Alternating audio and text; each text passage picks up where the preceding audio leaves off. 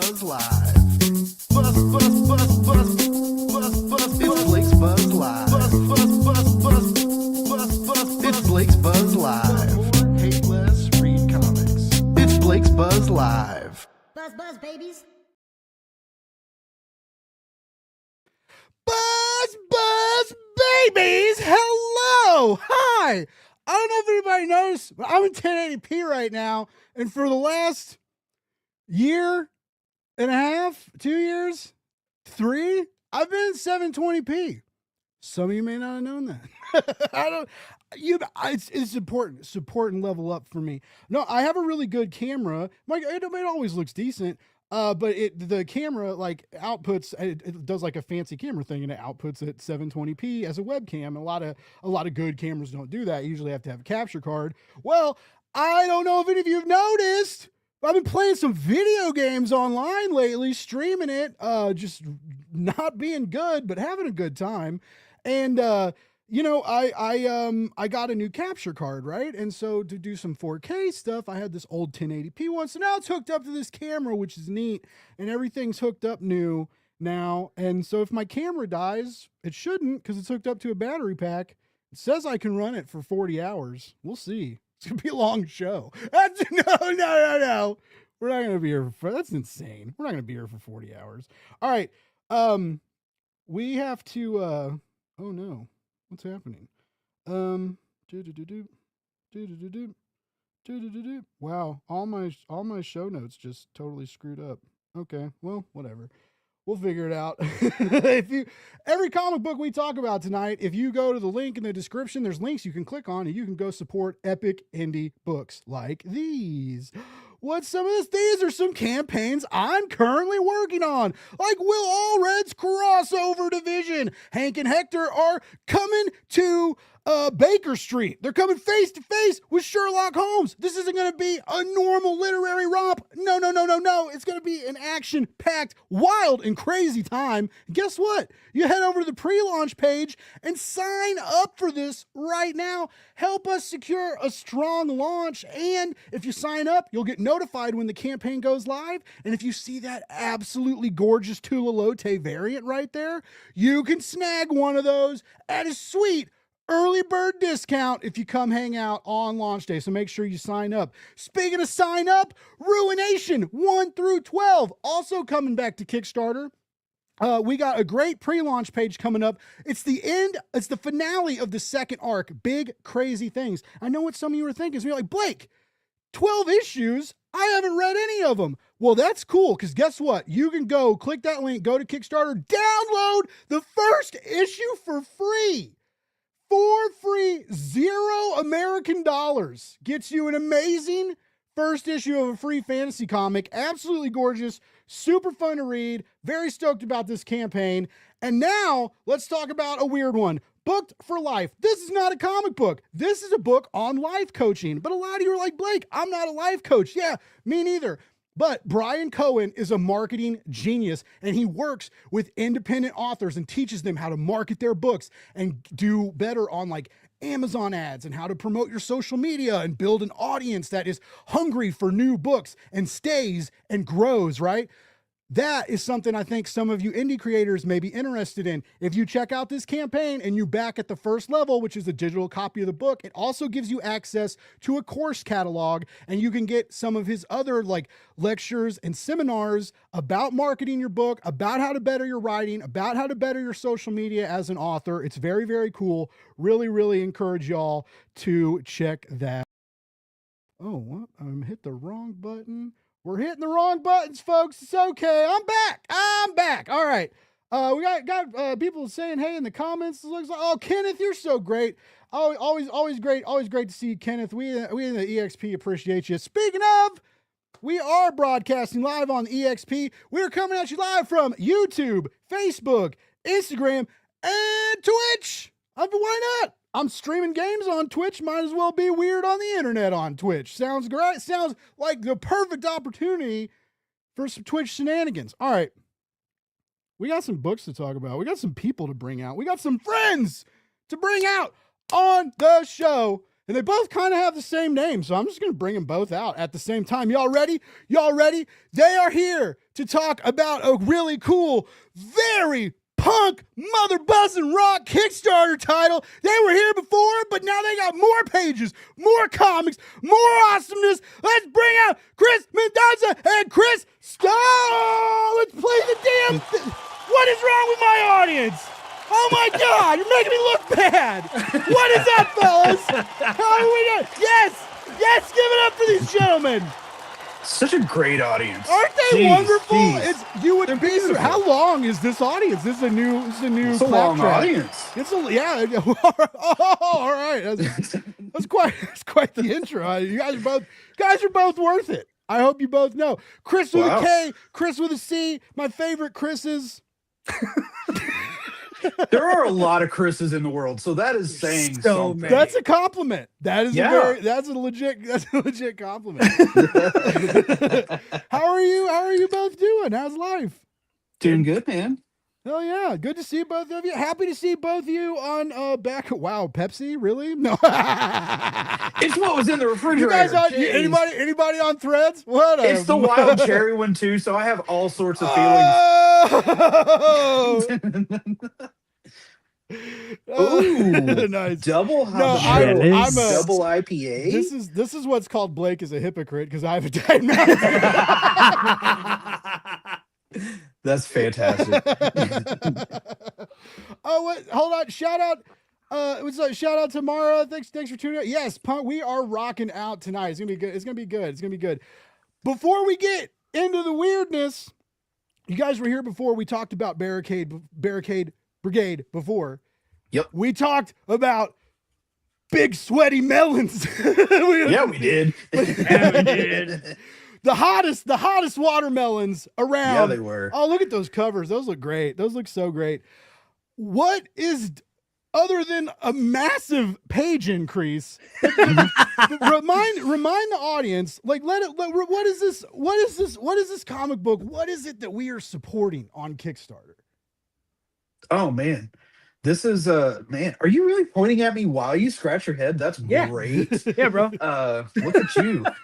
So supporting this comic. Wow, what are they supporting? They're supporting punks that have a dream and that are taking big swings both in the book and outside the book. They're supporting community in the book and outside the book.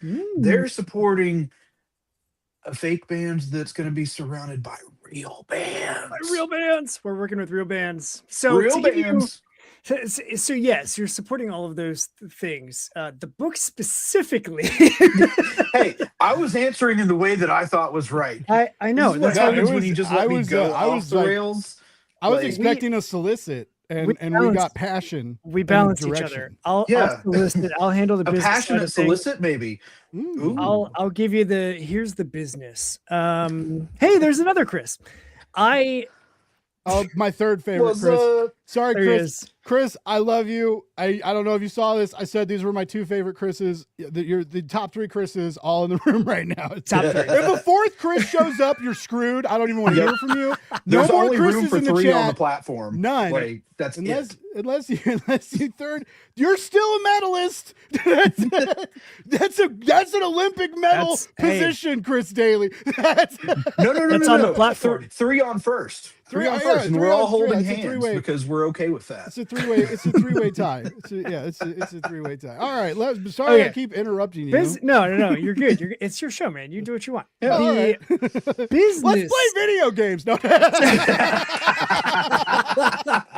I'm out. I'm not good at those. The business side of Barricade Brigade is issue 0 we launched last year. We were here last year talking about our first one. It is an 8-page fully contained story about a punk band named Hot Watermelon who are on tour. They start at their local venue called Wilma's.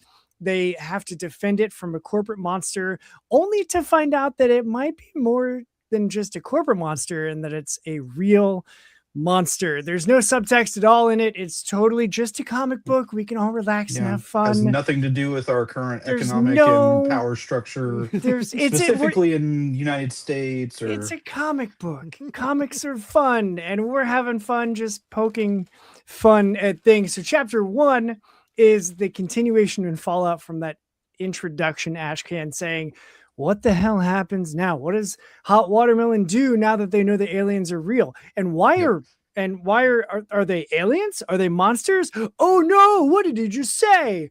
You just have to check it out in chapter 1. And yeah, we are doing a huge, so chapter 0 pages, 8 pages.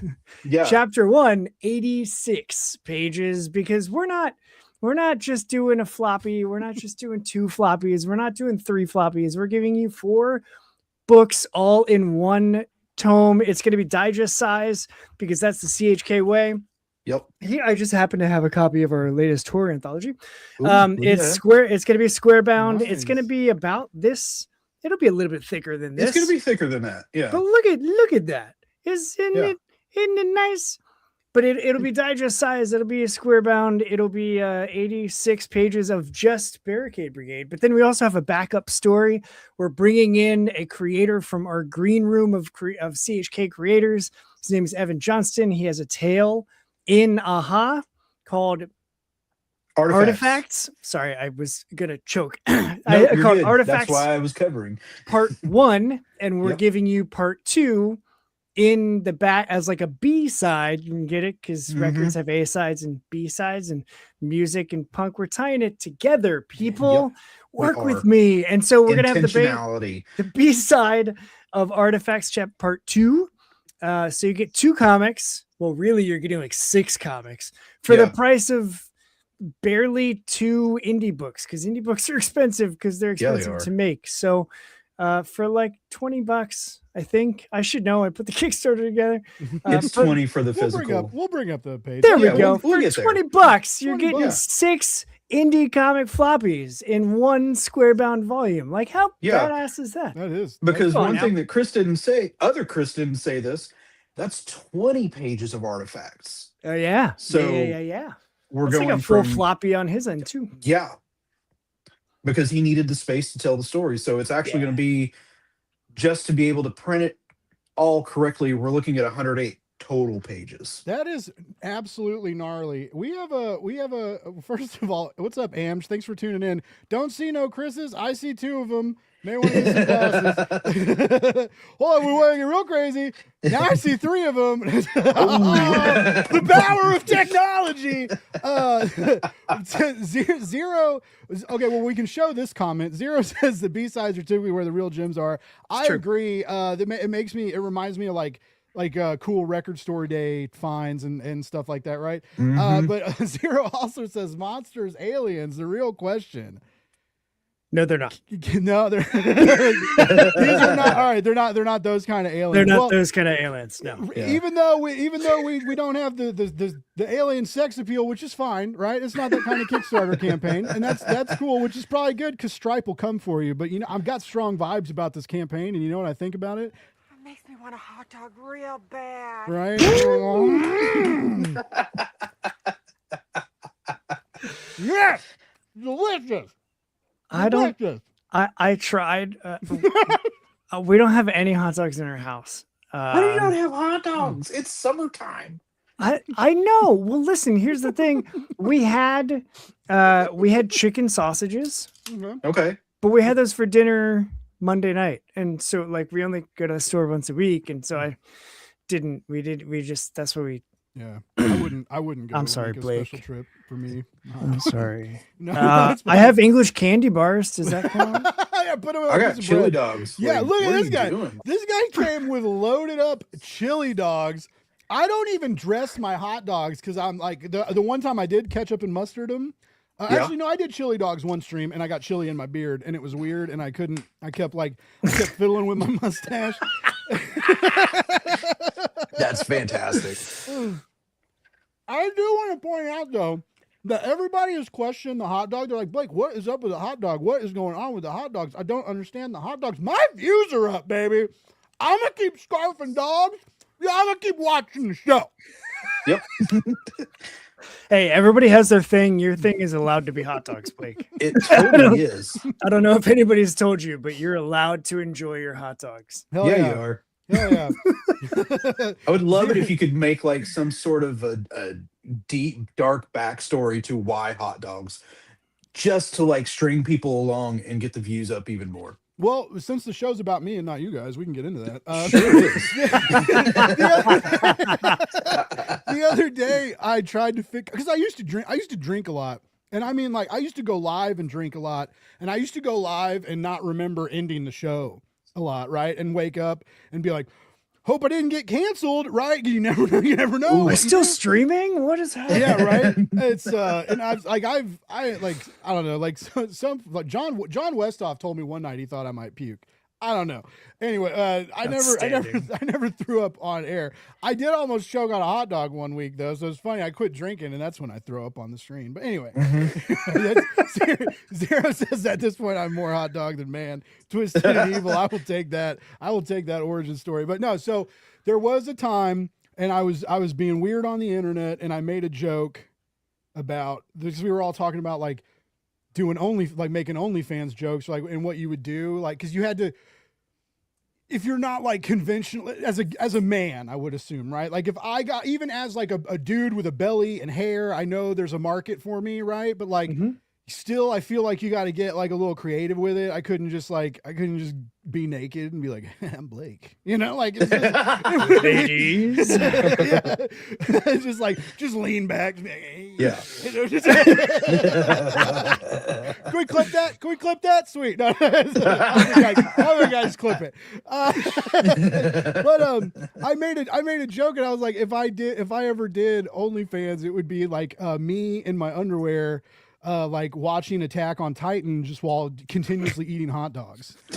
And everybody freaked, because they were like, the weird thing to them was like, how could you even think about eating while watching that show? Like, that is not a show. What? And then that's what I was like, first of all, I'm a busy person, so anything I watch, I'm eating. Right. So when I still haven't finished Attack on Titan. I've watched like quite about half of it, I think. And so, but like usually when I am watching it, I'm watching it dubbed, right? Because I'm a heathen, leave me alone. And but I'm watching it dubbed so that I can eat while I'm watching it. Because I don't know if anybody's ever tried to eat and watch subbed anime. You miss everything. So anyway, but I think that's part of where the hot dog thing came from. I've always enjoyed hot dogs. I definitely eat more hot dogs now that it became a social media thing. It's your thing. Yeah. Like, I see any hot dog meme, any hot dog video, and I immediately think of you. Yeah. So Yes. the branding is on point. hot dog marketing works. Oscar Mayer needs to call you. They Be dude, like, "Look." we have talked about on the EXP reaching out to some like hot dog. You should get the Wienermobile to show up and then do a whole No my doubt. God, like do stream, an like, episode in in the the Wienermobile? Wienermobile. Yeah. Oh, that'd be sick. Dude, if you can't get laid podcasting in the Wienermobile, you can't. Can we clip that too? Sweet. All right. Hold on. We will. I swear to God, we'll talk about watermelons. Hold on. We got a couple people in the chat. We got. Always. We got Naraka. I didn't say that right. He's always. You always got to give people a little bit of truth and a little bit of laugh. I feel like you guys are comic book creators, storytellers right now. Well, what do you think about that? You guys are both humorous dudes. You've got a book that's tackling a lot of things, but has a silliness.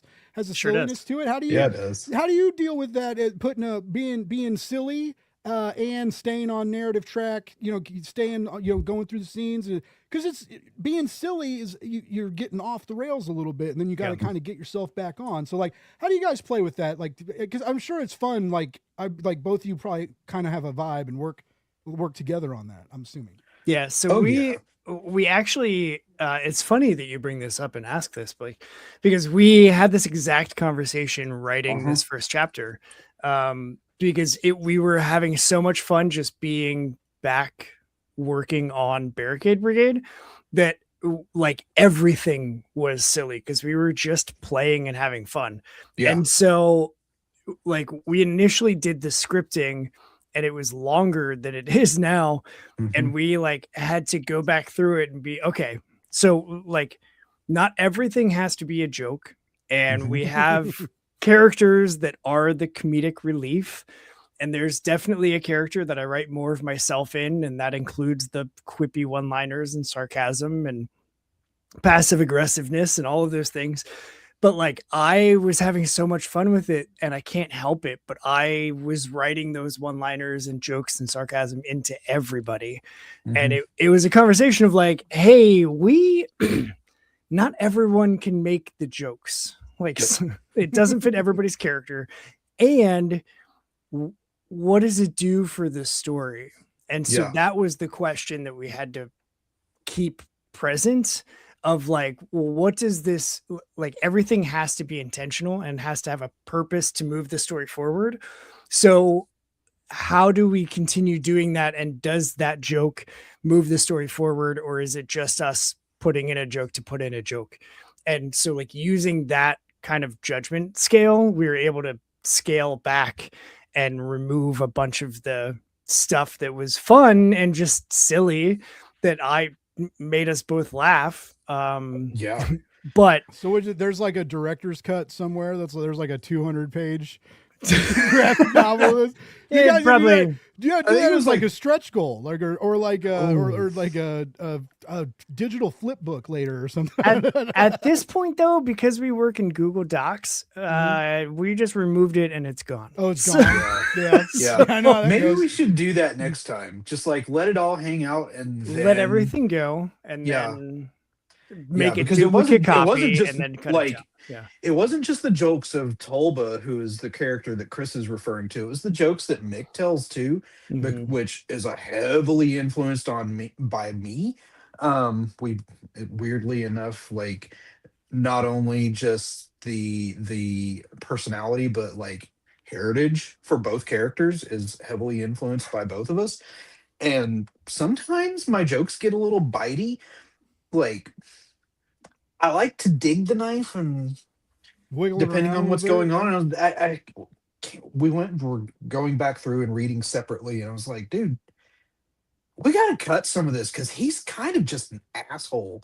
And I don't want this happening all the time because Mhm. that's not who I actually am. Turns out, Yeah. not an asshole. Other Chris, Yeah. Try to be. not an asshole. Hey, when you try to be and still can't, that's a good sign. Yeah.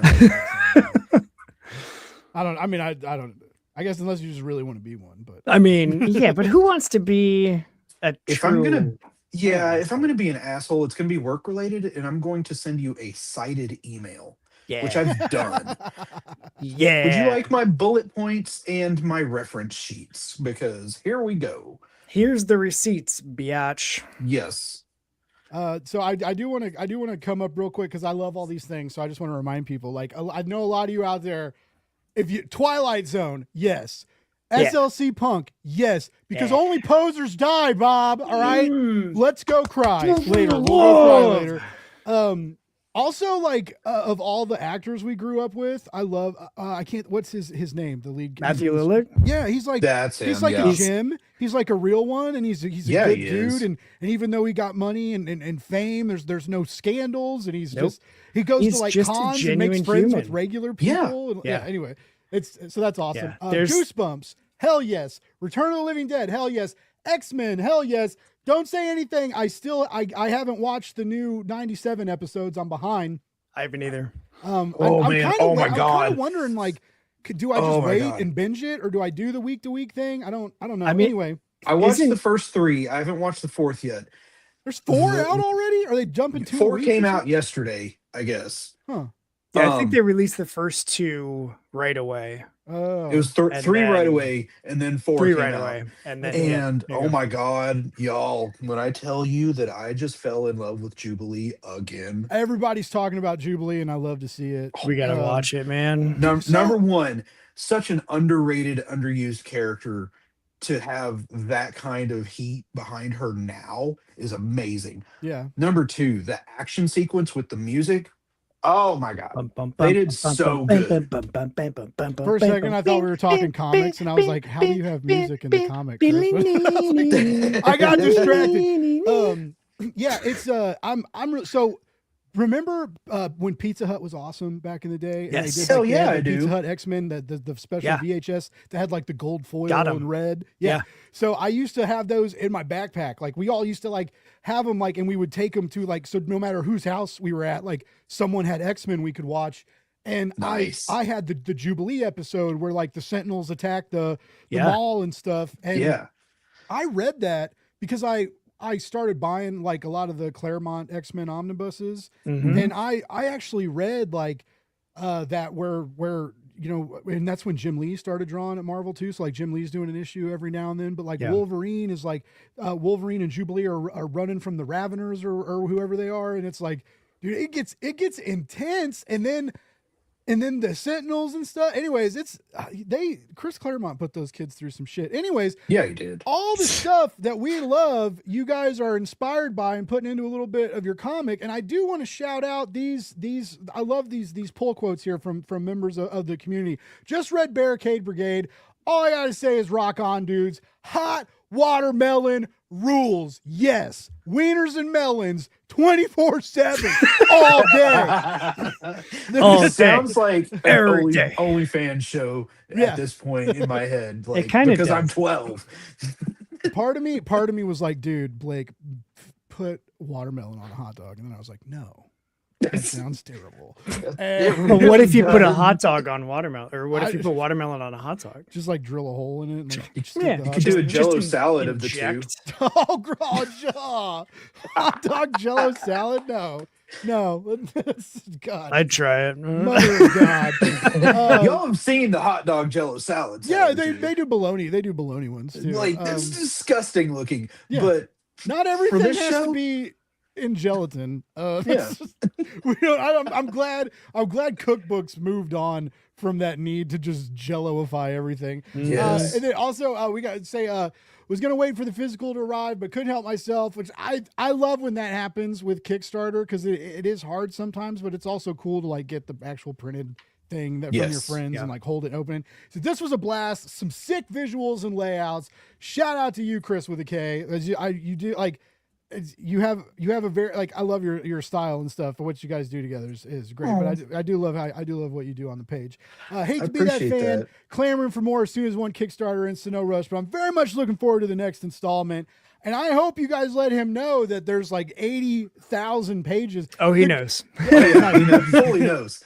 And then to just say it simply, Joker's Anarchy, that's a dope comic. And it is. Well, hell yeah, dude, thanks. 00 says, love the energy of this easy project to back.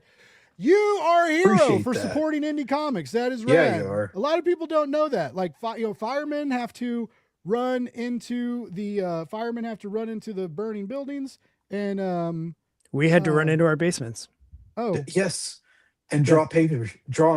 And Lots of Now scripting. yeah, we did a lot of writing. We did a lot nights. of scripting. We did a lot of late nights, early Yeah. mornings, Not ink much on paper, sleeping. pencils on paper. Yeah.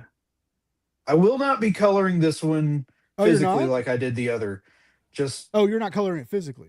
no. I thought you were like hot shit now. You hired somebody. No. You're like, I got a am coloring it. In flatter, I fact, got a colorist. all No, the sir. no. I'm not good enough for that kind of shit. We ain't got no money.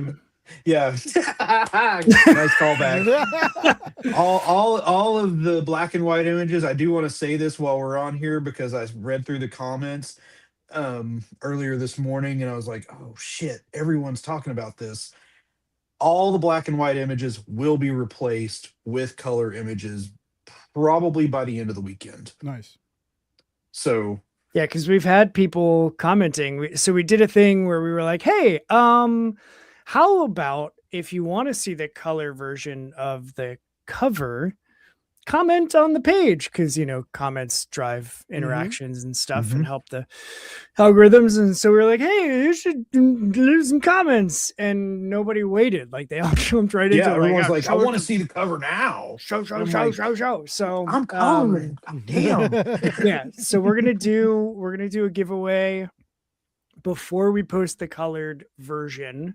We're gonna do a giveaway, and we'll draw a random name, and then that person is going to get the original or a piece of original art from Kay. So Exciting. it's not too late to enter if you just comment that you want to see the colored cover. I would Yep. say that 10 times fast. I love Kickstarter giveaways. It's odd. Right? I mean, I know they're kind of, well, I mean, if ideally you get a lot of people. If you get a lot of people and you got to enter the names and stuff, I mean, you can also just flick your mouse wheel. No one really has to know how you do it, but like, you know, there's the aggregator stuff where it like really gives everybody a chance. Or, you know, you can be like me and pick your friends. As a joke, I've never done that. Unbelievable. No, man, we just copy paste that into one of those like free giveaway spinny wheel things because I like spinning the wheels. So nice. But all the names say Blake Morgan, so don't worry. Yeah, cool. Yeah, every single one. Yeah. Like I want the art. Basically, I told him if Chris sends me art, I'll frame it and I'll put it where the Chiefs flag is, so it's like a permanent.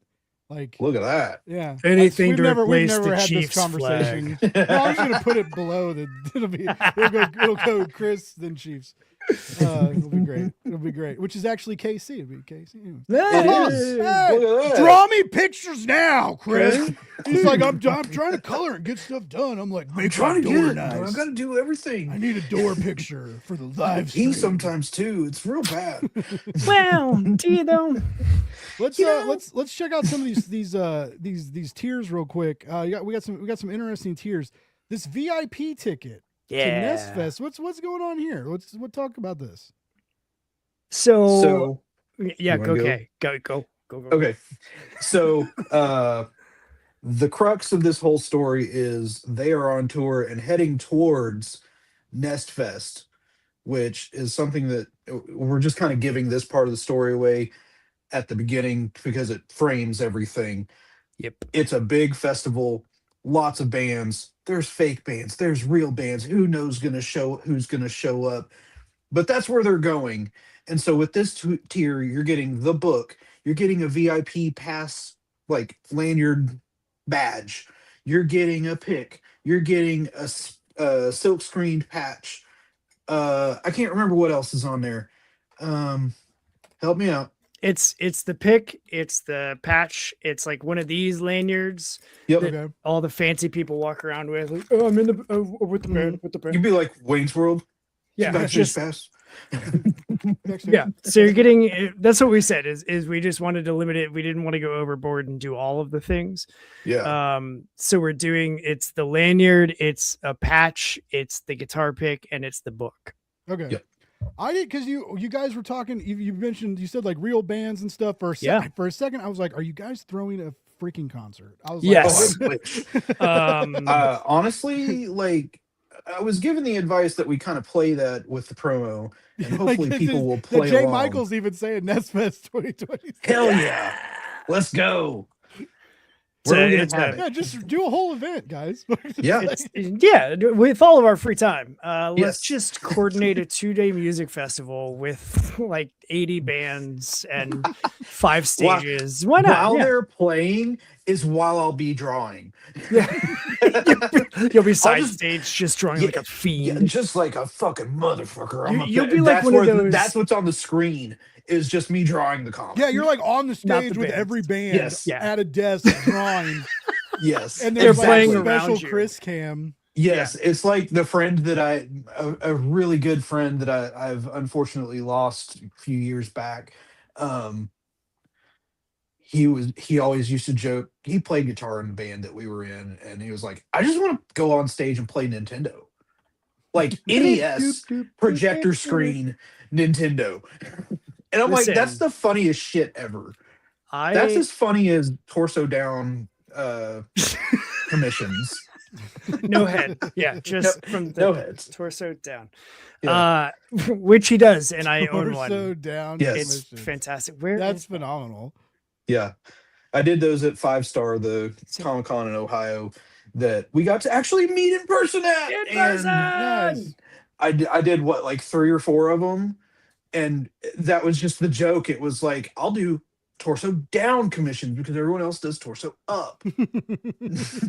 I don't know. If Richard Fairgray is watching this, he should totally steal that, but like he should do it with dong. Just put it out there, but do like the legs. Yes. Legs and sack. Guess who it is? Waist down. Waist down. from the waist to the knees, unless There it it is. needs more. Yes. We're just giving you free money, Richard. I hope you Yeah. take it. Yeah, you're Yes. welcome, sir. So you guys are you got the doing the digital copy, and then you got the physical copy for like $20 plus shipping, and this is 108 pages. You said is what it's Yep. going to end up being. That's $20. Yeah. That's solid. That's so solid, guys. Yeah. Wait, Catch listen. up here for 23. That's oh man, that's We're- great. Oh, you're almost sold out. Oh, you got because you only have so many of the other ones. Okay. Yeah. Yep. Nice. So that's limited. There's Yep. only you hop on that. You still a few more. That's a great deal. That's a You great deal for listen, guys. you could own this copy that I'm holding in my hands right now. This Yep. could be in your house. Wow. Maybe Or- I'll do something inside the books. That If go you out on pretty these. pleased, you could own. Fuck! I should have been prepared. Should have. You know what you guys One of should these do? copies that Oh, I've got nice. in my hand. Whoa. Yeah. And I could do Big old something stack and then of 'em. send it to Chris, and then he could do something. So you could have something from both of us inside the We book. we should have coordinated this better. You know, We should've. You know what you could do? You guys could you could get like watermelons, right? And like Mail really people just, watermelons. Just sloppily eat these watermelons. I mean, like get your whole face. The in it. watermelon edition, and it's Yes. just Yes. covered And, in watermelon like juice. wipe your face with them, like with Yes. and so like each one has like a watermelon smear on it, with like It's, a little bit. it's a of your water DNA. remark.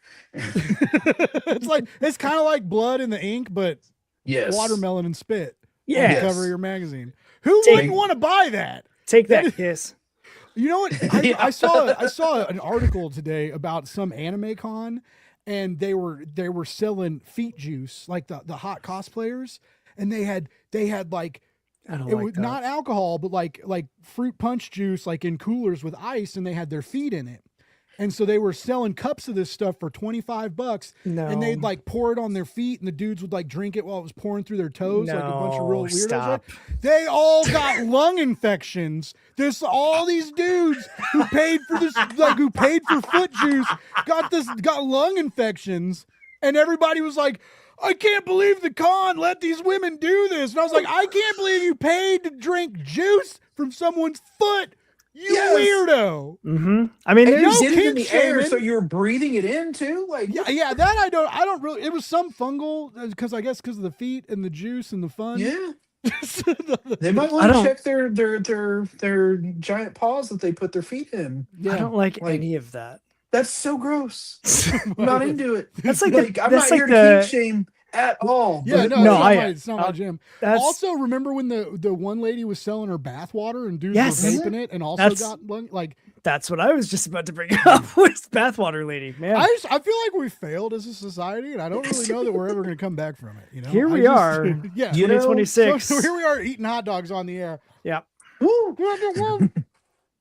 eat hot dogs, talking about watermelons, Speaking of, watermelon. this is your new slogan. No watermelons, only hot dogs. Wasted on. Wait, am I doing commissions of hot dogs? Is that what this is? We're good. Because that's Could it- very simple. Could it be a watermelon eating a hot dog? Mm, Ooh, That's what you need to draw, Blake. mm, yeah, yeah. You're welcome. yeah. Okay. Meanwhile, Blake is just like, can you just keep filibustering? I need to finish this hot dog. Michael says he's selling his socks in his next Kickstarter. You should. You should. Make sure it's all the holy ones, and you can say they've been anointed by God or some shit. Like, You wanna hear some crazy shit? When I was a bouncer, because they're so when I was holy, a- Chris. When I was a bouncer, I used to work with this. She was this beautiful redhead, very very beautiful, super super chill, and I knew she used to be like everybody. Because when I got hired, I was like, oh, who's that? And they were like, "That's it." And as soon as they told you like who it was, like, she used to be a stripper, and I was like, okay, but you know she was super super pretty, super cool, and I found out one night, she'd go to Walmart and buy like $20 shoes, right? Wear them during a shift and sell them for hundreds of dollars online. Mm. And she would so she would send stuff to Hong Kong, she'd send stuff to Russia. They would Oh my like goodness. they would Feet pay people. they would pay for like next day shipping so that Dude. these things would arrive fresh. That is She got not cheap. she got like an exorbitant amount of money. I don't know the exact amount. I think it was thousands. I'm not totally sure, but he asked to put tortillas in the shoes, not wear No. socks for a whole No. shift, and mail the shoes and the tortillas. No. And No. she Nope. did it, and she made tons of money. They went on they went on awesome vacations and stuff for shoe money. The What lesson did that of guy this get? is if you chase your dreams, you'll have enough fuck you money to buy whatever you want in this country. Including Barricade Brigade. Including our comic book. Barricade Brigade, which is way cheaper than a foot tortilla It's true. Yeah. it and is. dirty socks. That's what we need to have on our page. Way cheaper than a foot tortilla. Way cheaper. Barricade Brigade Yeah. chapter. If you guys 1. want to add a pull quote from me on the page, you can use that. Drop it on Way- Threads way and I'll cheaper. screenshot it and add it. Yeah, 100%. Sweet. Moral, yeah, right. We're all in the wrong business, Jay. He says moral of the story: crowdfund shoes, not comics. Right? That's crazy. Turns out. Yeah. Anyways, so did you guys know? Let's get back to it. Did you guys know that when the first one came out, did you know that when the follow up was going to be so much bigger, so much larger of a project, or did that kind of happen on accident? No, we knew. We're super intentional about everything with this comic. Mhm. And one of the conversations we talked about before we ever wrote a single word of any script was neither of us wanted to do the serialized, like, here's part 1, now wait 10 months, here's part 2. Like, we just wanted to be able to give the reader and every backer, like, hey, here's a fully contained self story. Like, you can only read this, have no context about anything else, get a full story, get the full, like, the 3 arc story with the conflict and the resolution and all of the things, maybe a cliffhanger, but like, you can still get an entire story in every iteration or every book that we do. So we knew it was going to be longer. And we're both suckers for the square bound file, like book format. Mhm. I have an entire long box of just square bound comics because, like, that's what I pull out at dollar bins. It's a weird, you were talking about kink shaming earlier. That's my like comic kink. I love square bound comics. Dude, And so, there's so many I see in the dollar bins that I'm just like, yeah, is it worth the $1? yeah, Like, every there's- time, even what if, is it? I haven't- Deathmatch, I keep seeing. oh dude, yeah, those are great. It's like Those the are blue crossover. foil cover. Yeah. That's actually like an 8-piece.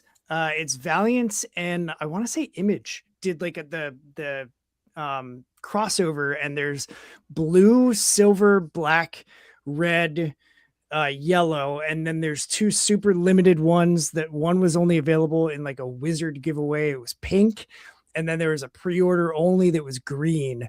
And if anybody has leads on those last 2, hit me up because I'm trying to get all of them because I have the other ones. I just don't have the Are they hyper worth limited. the money? Yeah, dude, if they're in a dollar bin, what isn't worth Okay. $1 in the What dollar isn't bin? worth Are you $1? shitting me? I bought I'm it just for a asking. I'm just dollar. asking. Like, Yeah, no, they're good. As a Okay. Valiant fan, I mean, I picked them up because I'm a huge Valiant fan. Yeah.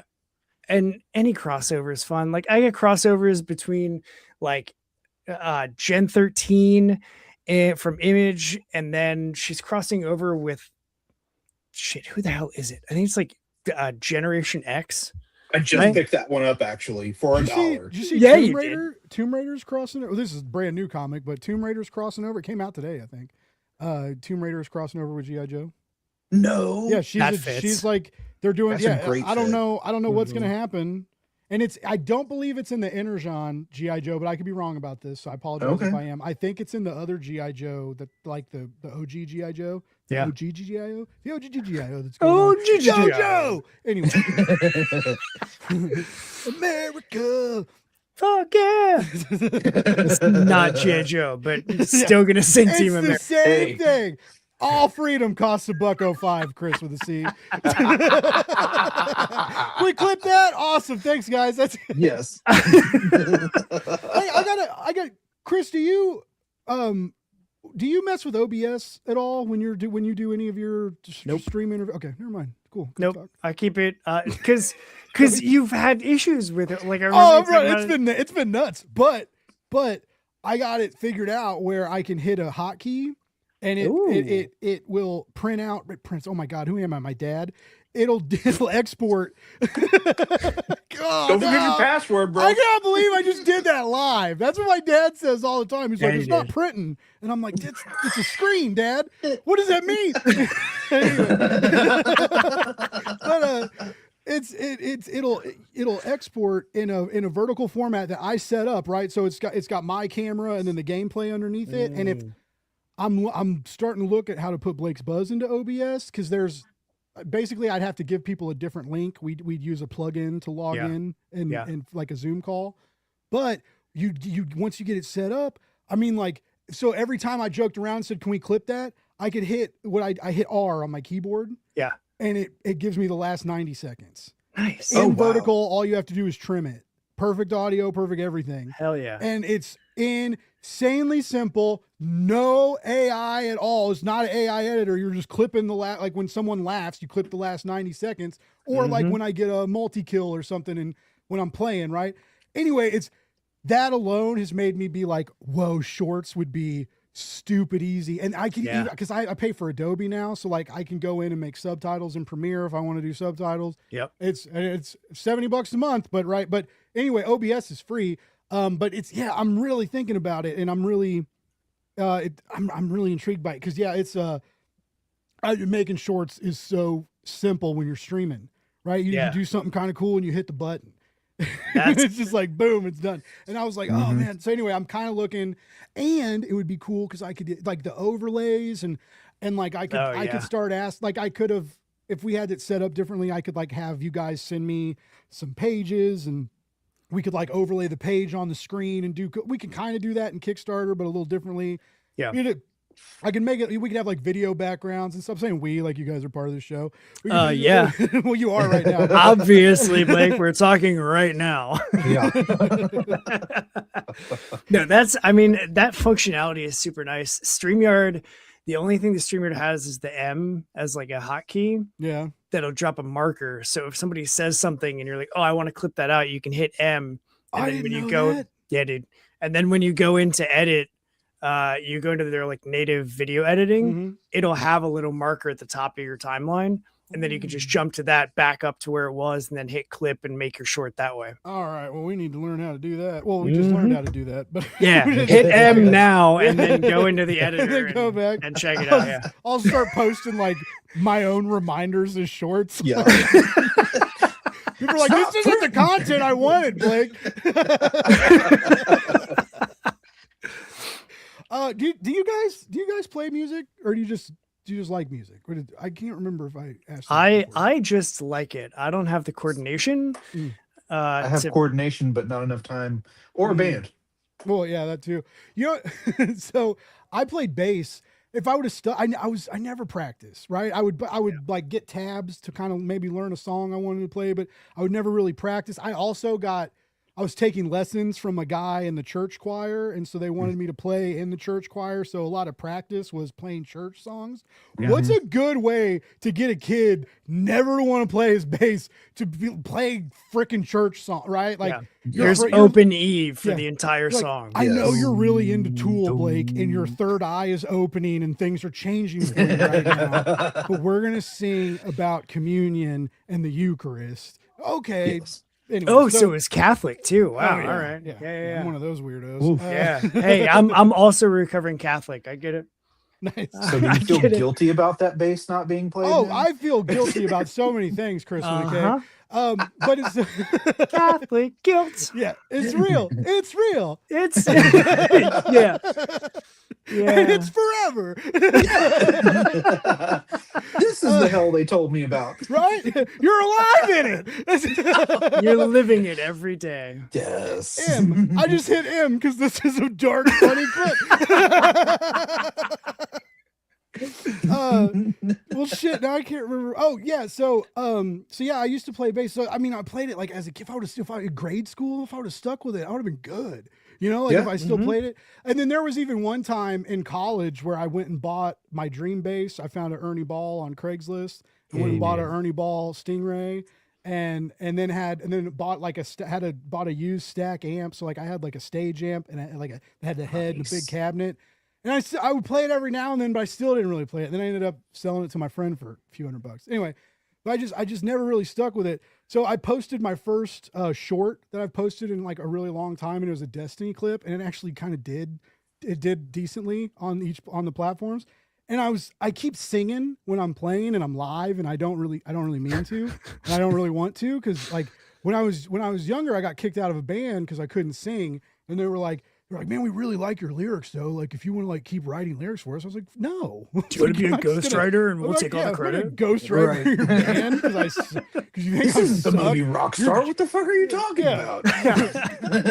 No one gets laid writing lyrics behind the stage. Like, what? That's There's not a what reason we're we're trying not to do doing here. Nest Fest 2026 this I year. know, right? Like, no, you're not going to get into Nest Fest being a ghostwriter piece of shit. Yeah, I'm with the Anyway. band. Oh, what do you play? I write I those write songs. this. I write Yes. this. This I got my iPad in my backpack. You know what I'm saying?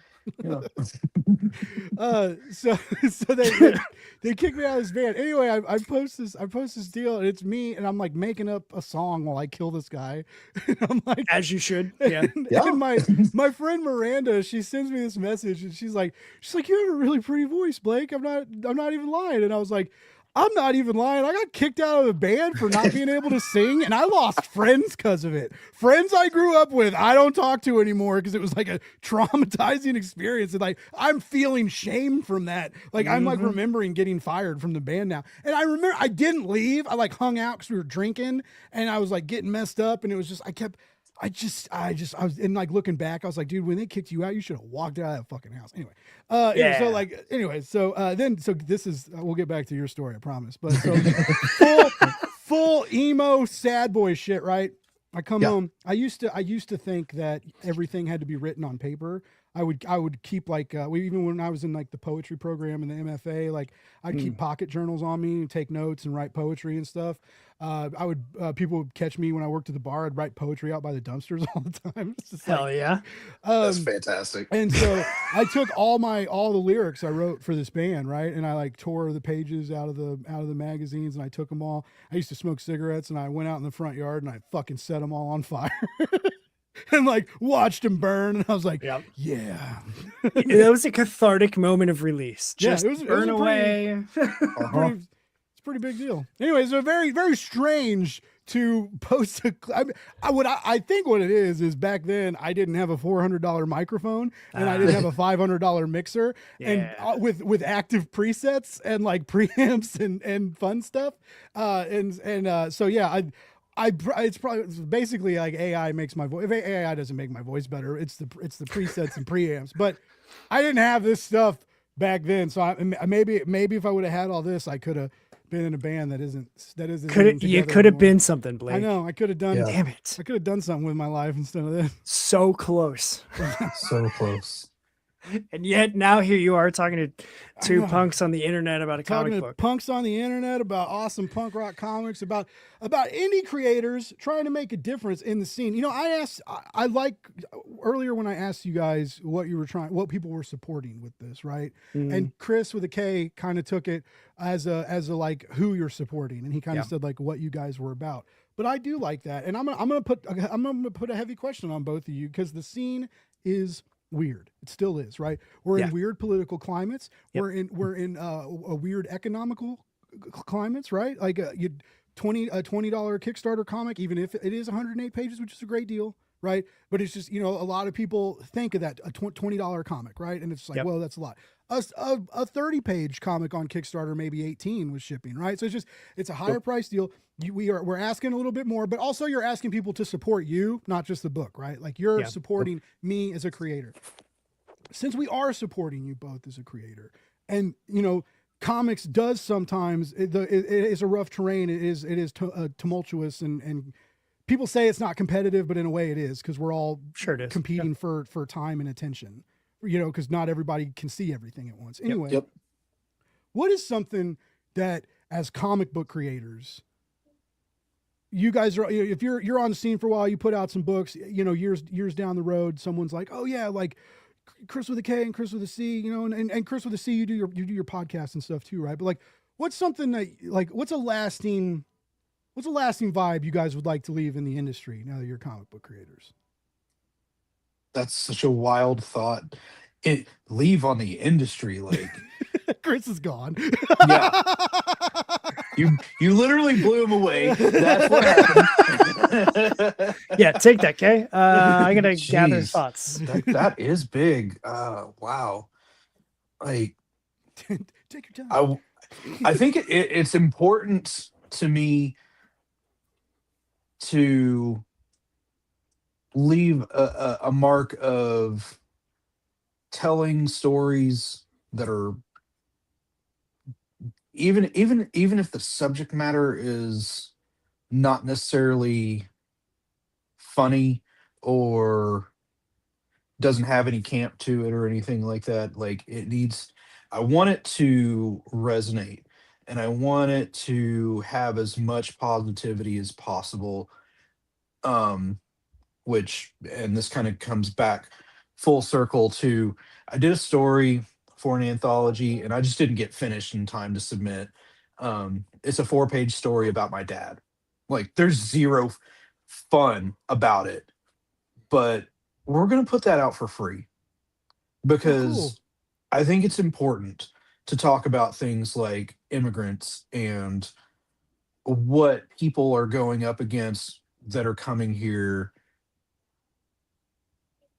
and show like a human side. This also kind of boils down to how all three of us are feeling about AI. We want humanity to show. So I'm only speaking for me, but I know I can speak for both of us on that. Like, we want our humanity to show. We want to show that we were here, that we like fucking cared and wanted people to have something better because of interacting with us even. Oh yeah. Okay. You're at the risk of getting all up in my feels. The legacy per se, and that's a word that has come around a lot recently for me. So I've actually been thinking about it a lot. The legacy that I want to leave as a creator is to, like, anybody can do what they want to do. I'm not going to say you can be anything you want to be, because I can't be an astronaut. I'm too tall. So physically I can't be whatever I want to be, because that would be it. But Fun fact, he's a lot taller in person than he is on camera. I wouldn't say a lot taller. Dude, so you're like this tall right now. that's okay. That's true. That's true. You're a nipples up commission right now too. Yep. So I don't want to go any longer because I'm not wearing pants. It's hot. It's important to me to encourage other people. Like, I regularly am encouraging people on my show, make your art, right? Mhm. Like, do your thing, make your art, tell your stories, put yourself out there, like, get out of your comfort zone. Don't live scared of what somebody might think of you. Like, take your chance. And so by telling the stories that we're telling and making the comics that we're telling, it's unapologetic in what we're doing, right? Like, we're writing stories that we want to read, and we're not buttering it down. We're not censoring ourselves. We're like, there's cuss words in our comic, and if that upsets you, like, it's not for you. And as a creator, okay, I don't care. Like, that's fine, because not everything is for everyone. Not to bring in my favorite quote of all time from Charles Soule, but there it is. Like, not everything has to be for everyone. And so knowing who your audience is, and knowing who our audience is, it's us, by the way. Like, we're just making comics that we want to see, and we're reaching back to give new creators a hand up to say, hey, you might be new, but like, we're going to put together an anthology, and we're only going to focus on new creators so that you have a chance to have a book that you can say, I'm in this, and I'll sell it to you at a con. and this might be the only thing that some of those creators have, and it is. And like that's what's important to me as a creator and as a person with an imprint, is like it's similar to being at a punk show in a church basement or in somebody's backyard or whatever. Like, it's not a show of exclusivity to go into those, to be like, I don't want to be in the pit with you because you're wearing a cardigan. Like, right. That's not what the scene is about. The scene is about, like, if somebody falls in the pit, you pick them up. Yep. And so that's not just like I've been picked up. I've been the one, because I get really klutzy when I'm excited and I just fall all the time. And I've been at shows where nobody picks me up, and I've been at shows where people do pick me up, and it's the ones that I get picked up that I'm like, hell yeah, these are my people. Yes. And that's the feeling that we want creators to have too, is like, oh, you're making something cool, let me read it, like I want to see it. And it's not just lip service. Like, I'm not just saying that to say that. I want to see people's art. I want to read their stories. I've read a ton of indie comics since I started my show. And like, it's just an open, yeah, you made some awesome. Like, I spent a bunch of money at a small press expo that I went to last year on like college kids thesis comics. Like, they're graduating from art school, and it's a prominent school in Columbus. And their like senior thesis was to create a comic. And so it's like their first thing, it's super rough. And I was like, hell yeah, how much? $10? Done. And like seeing that student turn as I'm like slowly walking away, turn and like high five the table mate next to him, like, I just sold my comic book. That's the feeling that I want to have as a supporter of comics, but also as a supporter of creators. Yep. So like, we're going to continue to make opportunities for new creators, because we're still new creators.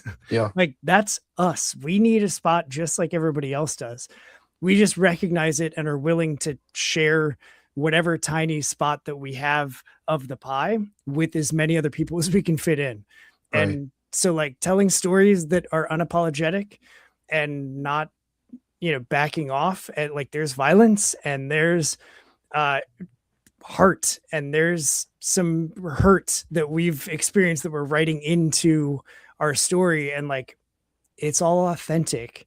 Yep. So that's like that authenticity, that heart, that just encouragement of other creators. Like, those are the things that I'm constantly thinking about, of trying to figure out, like, how do I do that more? How do I lean in more to that? How do I, more, give me more that's the thing. So eat another hot dog, Blake, because fucking get It's after your it, show. dude. Yeah. I think the easy way to sum it up might be that just like punk rock, CHK is for everyone, unless you're not for everyone.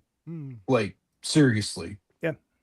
Because we want everyone to feel good here. And if you don't like what we're doing, that's fine. Like, we're still going to support you doing you. Unless you're a fucking fascist, then like, yeah, if you're a that's Nazi, I'm rough. going to punch you in the face. But if you're not, well, I'll get Kay to punch you in the face. I'll just Yes, root because him I on from will. behind. Yes. I'm not the confrontational person, but I am. I'm absolutely the hype guy in the back. And, I will gladly take the hype guy while I take care of things. I'm real good at I go to a lot of wrestling shows, so I'm really good at yelling things as people are fighting. So yes. I've it's been, I haven't seen, I mean, I know I know that I've seen the videos of like they were marching on the Capitol, like for the 4th and stuff, but like I haven't seen, because I'm in the Bible. I mean, like, Kansas City is like a little blue speck in the Bible Belt, but I mean, like everywhere around us is red, is red, Yeah. and it's like Missouri is red, and it's just but I haven't seen anything. I do know I'm really close. I'm in Kansas City, but it's South Kansas City. I'm really close to this little city called Grandview. Grandview has a large Mexican population. It's very cheap to live out here. It's also amazing because we have so much amazing. Like, so Kansas City used to be known for barbecue, and like barbecue was the jam. Yeah. We are also starting to be known for like the Mexican cuisine here. We are not like, it's not like California where you can get the best tacos you've ever had, like on the side of the road. Like it's not there yet, but like we're getting like more trucks, more restaurants, and it's starting to pop off because we do have a large community here. Anyway, ICE is in Grandview, and it's everybody's like real uneasy about it, and it's sad, and Yeah. they just killed somebody in Houston the other. I mean, it's just like, it's crazy. And so it's very, I know that I, oh, cat cannot, it's okay. It's Nope. okay. We're happy to have you still. I still have a little bit of hot dog left, but that's it. This is the last of the hot dog. When the hot dog's gone, the show ends. Yeah, oh, Just that should be a new rule. If I like really don't like you, I just eat 3 hot dogs real quick. just cram them. I'm just like, oh. You can judge how much Blake likes the guest based on how quickly he I eats. just never take. I'm like infatuated the whole time and never take a bite. Yeah. You're welcome. But no, it's very great. It's great to see you both of you like really harnessing the community element of crowdfunding, which is really what it's supposed to be for, and one of the best parts about it. But also like, you watching out for people, being there for people, being there for indie creators, standing up for the right things. It's good. These are the good vibes that we need, like in the industry, right? And it's because we're seeing this in like other forms of entertainment too, right? Like silence says a lot, right? The whole new like, well, I'm not political thing. And Yeah. that doesn't vibe anymore, right? And so you can't just be quiet. Nope. I've had people that I used to work for yell at me when I would tell people, eventually you're going to have to say something about AI, or you're going to start getting AI submissions, and you're going to lose good submissions in the AI slop because you're going to get overwhelmed with all this bad shit, and you're going to start scrolling and miss something good. And I got yelled at, don't tell me what to do. And it was like, and I'm like, I'm not trying to like boss my boss around, but it's just like, sometimes you can't ignore everything, right? Or sometimes you can't wait for Todd McFarlane to be like, hey, I might be cool, And then now everybody's like, let's talk about it. We can finally talk about comics and AI because Todd McFarlane said, hey. It's a tool. Boosie's saying now let's play Destiny. Yes. So like I was joking around with Chris with a K earlier, Chris with a C, and we were talking. It's so I like calling you guys that, but it's weird. That's why any show promo stuff we do, I only ever put the initial in because it's like, just call me C. Like, it's fine. There's two Chris's. It's so much easier. Confusing. Yeah. And then you got this one like putting in his whole social media handle, and man, I literally just changed it for this show, which is so funny because it was K before. Yeah, because it's I been a made year things since more we did difficult promo on for myself. this, so Story of my fucking life. I made things more difficult on myself. no, you don't do Not the that. artist making shit more difficult. What? Never happens. That's a joke. I love artists. you make the industry better, all of you. That was a joke. Don't come for me. Don't cancel him. Yeah, it's all made in jest. I mean, like, and out of cancel me, but love. still hire me for your Kickstarter campaign. Right? As long as someone still pays me. I That's mean, good. But no, I was joking with I'm not calling you K, Chris with a K. Like, or I should call you. I should be like, I was joking with, just hit him with the heart. Yeah. And, but anyway, I was saying I'm totally messing up my YouTube algorithm right now because it's like we're doing hot dog stuff, and we've been doing comic stuff for years. Now I'm streaming. I'm doing like video game stuff, and so like my creator algorithm's like, what are you doing, dude? Like you got to niche down, and I'm like, no, we got to expand. We got to get bigger. We got to be everywhere. why do one thing when I can do a bunch of things? I know, right? Yeah. But I do. It's been really interesting because slowly there's been several nights where I've streamed video games to nobody. There's been sometimes on the show where I've streamed to nobody, and it's never lasted. Like usually people will come in on the lot eventually, but like, Dude, there's been a couple times where like we went through the intro and brought in the guests, and I'm looking up and that thing's saying 0, and I'm like, what did I do? That's why I don't You know, and it's- look at that. And so like, and so I've been streaming, and I've been streaming games like late at night to figure stuff out in case it doesn't work. And there have been issues, you know, like, but we're getting past them. But it was cool. Like people are starting to watch, and I was kind of hoping like, man, maybe I can get kind of everything mixing together. Cause a nerd is a nerd, right? I know not everybody who reads comics plays video games. Not everybody who reads comics likes wrestling, but there's a big crossover there. Right. And so I'm kind of hoping maybe I can just like be a big old ball of cheese, you know, like cheese balls where you just put a whole bunch of ingredients and you roll. There's a roll bunch it of together. stuff smashed together, and then you just scoop it all swipe onto it a with a Ritz cracker. Yeah. And you know Shove what? it down Cheese your balls are throat. fucking great.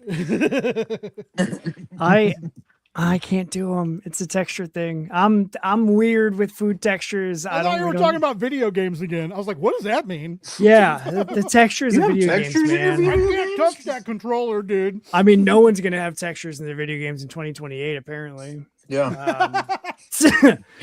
Cultural relevancy. Yeah. Only if you stream the texture. I don't like that. or if you rent it from Sony. Yes. You can buy that. Oh, that's what they'll do. They'll be like, the game will come out. It costs you $70. And it's like, oh, do you have the PS Pro? Oh, well, then you'll need the Pro texture pack. Oh, do you have the PC? Oh, you'll need the PC 4K texture pack. And you're gonna start, oh, we should have went into video games and just Should have. started Everything's an fucking upcharge, everybody man. just Yeah. All of laying it. And that then pipe, raking in the money. It's all about waiters and melons in the video game world still. Nothing changes. Cat, don't go back to the Sega Saturn because Sega just got busted for using Gen AI for keychain. Are you serious? Yeah, and I'm a Sega guy. Like Genesis is my jam. I love my Dreamcast. If I play video games, that's what I play. And I just saw an article where they had used Gen AI to develop a whole ad campaign and keychains based on their systems. And it was like Sega in trouble with AI again. I'm like, I missed the first one. Again? But what the hell do you mean? And then I read the article because like, how does that happen? I was like, damn it, Sega. Oh, you broke Sega. You broke Cat. Yep. That sucks. Yeah. Well, I mean, you mentioned Valiant earlier. Valiant got in trouble using AI ads when they recently came back online. That And was then they all were trying to alien say- books, bro. Yeah, they were trying to say like it was the alien books anyway, but Yeah. They also Hopefully- tried to hopefully say they that there still was hire a artists. language issue with the author of Bloodshot. So, like, oh, it's whatever. Dude, yeah, right. Like I'm a professional translator, but this was a translation issue. Yes, it was totally a translation issue. Yes, it was a, Didn't it know was what I a was trans. It was a talking trans about. issue. I'll say that. It was Yeah. he had an issue with trans people. Yeah. Zero says emulate all the old libraries your company. I guess well, a lot of companies, even comic companies. So like, I'm not a comic book creator, right? I'm a marketer. I do weird stuff in comics. I build my graphics. I don't use AI. I'll fucking show you my layers, bro. Yeah. Like I got layers, man. You don't get layers in AI, right? It's like you make something with AI and send it to a client. That client wants it changed. You can't change it. You have to redo the whole thing, and then you redo the whole thing, and it's going to be different when you send it to them. They're going to be Entirely like, no, but different. I liked this other thing, and you're in a mess, right? Yep. Anyway, did you guys see the new Polaroid ad campaign? Yeah, it's great. It's Oh, got yes. So handwriting. good. Hand, like someone hand wrote on it. It's got like a screenshot of a physical Polaroid picture that was taken. Yeah. They like took Polaroids, put them on a white poster and board, took the picture of right them. shit on either side of the Polaroid, took a picture of it, and then posted those as their billboards Yes. all over the place. Yeah, It's encouraging, like, fantastic. encouraging love you it. to like they're like pictures of a pool or something, and it's like jump in. It's Yeah. it's like but it's like Yes. encouraging you to like make your own memories. Don't have a computer make your memories, right? And it's Yes. anyways, I thought it was really powerful and really cool, and Yeah. and it was. and really great timing. But then the one I posted on Threads, I didn't notice this. some dude goes, Polaroid really hanging an ad telling you to jump in front of train tracks? And it's an ad saying, take a jump. And it's on the fucking subway track. I mean, sometimes the void just hollers back. That's all I'm saying. I mean, I've never played this game. I've heard because there's like an anime, and aren't they making a new game? Isn't there a new hack game coming out? I thought maybe. I know this isn't a video game show, but it's mine. Good thing, because I don't know anything about video games. So. It's this huge world, and there's been several games, and there's also an anime series, but it's like an MMO, right? And you're like in the MMO in the game, and you're like in the game in the game. I don't know. It's interesting. Crazy. So yeah, it's very good. Someone's saying, give me those dirty PSP files. With all those That's hilarious. You're like, how do I draw a fish again? Like, and none of the layers are named. Everything is just layer dude, 1, layer 2. Everybody, oh, dude, I do not told name me a that. fucking layer when I'm doing I never colors. do, and every time I'm like, I should have named these things. How do you? It's so much time. All It I do really is look isn't. at what's. It's not. I'm just It stupid. is. It is. Let's be for real. It just gets to a point where there's like 10 layers. I'm not making crazy complex shit, right? So there's like 10 layers, and I'm like, oh, I didn't name any of them, and I'm like, am I gonna do it now? Nope. And then I go through and I have to click the little eyeball and figure out which one's what. Okay, so Yeah, talking about wasting time, Blake. I didn't say it was wasting time. I said I was stupid. I said it was a waste of time. I don't do it That because was I'm me stupid. that said that. But so I work in Procreate for all my digital stuff, and whenever you open the layer list, you can just see what each layer has on it. So I don't have that issue. I'm not clicking an eyeball to see what it is. So for me, to be fair, To be for fair, for me, it's a waste of time. for me, I still gotta mess around with Procreate. When I bought my iPad Pro, I have an M5 Pro 13-inch with a pen. I bought the shit. I was like, oh, I'm gonna be a designer on it. I don't do a damn thing on that iPad but watch movies and read comics. That sounds like a legitimate use of an iPad. No, it is. But it's like I keep forgetting. I was like, when I was still using Canva before I switched to Photoshop, I was starting to like play with the pen on it. I got like the paper screen protector, so the pen feels better on it. And I really do like using the pen, but like I've been using Photoshop and stuff, and I like, I'm not the best at masking. And so like a lot of times I'm cleaning up my mask. I'm sure there's probably a million better ways to do it, but I'm doing it my way. And about 15 minutes into the job, I'm like, oh man, it would have been way easier if I would have put this on my iPad and used the pen. But now I'm about done with it. And I get spoiled too, because I had a 27-inch monitor, but I just got a new 32-inch OLED 4K. dang. Yeah, so like I love editing on this. And so even if you have like the 13-inch iPad like right here, it's still, everything just feels real cramped. Yeah. I'm just a baby. That's a fair. huge fucking baby. That's fair. And I'm a pretty princess, and I need things. If there's a pee in my cushion while I'm editing, I'm gonna feel it, and I'm not gonna be able to edit. It's just that's just the way it is. I get it. And I need things my way. But I do someday. I will someday. Because I do like that pen, and it was $130. I feel like I should use it because I don't Absolutely use it a lot. Yeah. Yeah. And I pay all that money for Adobe. I should just put it on everything. Just anywhere I can install it, I should put it. Yeah. You get up to what, like 7 devices logged into the same license key? Something like that, yeah. What do you have to lose? Phone to iPad, Yeah. computer. Where else you putting it, Just Blake? Hook up to everywhere. I'll just Yeah. never stop working. Be like, oh, I gotta take a shit. Be like, I'll have my phone, Yeah. iPad. Oh, yes. My Why does that client's line like, just shoot way off I to the love side? this ad that you did. I'll be like, oh, I was taking a big shit when I made that. I was mid-dump. Yeah. See the bump in that line? That was a 4 that was a hot grunt. dog Thursday. That was an Blake's effort. Buzz shit. I was trying not to blow an O-ring. I just slammed 7 hot dogs. No, the one good thing about hot dogs is they go down easy, they come out easy. Sometimes they come out too It's easy. the shape. But we're It's the gonna- shape. Yeah, the shape.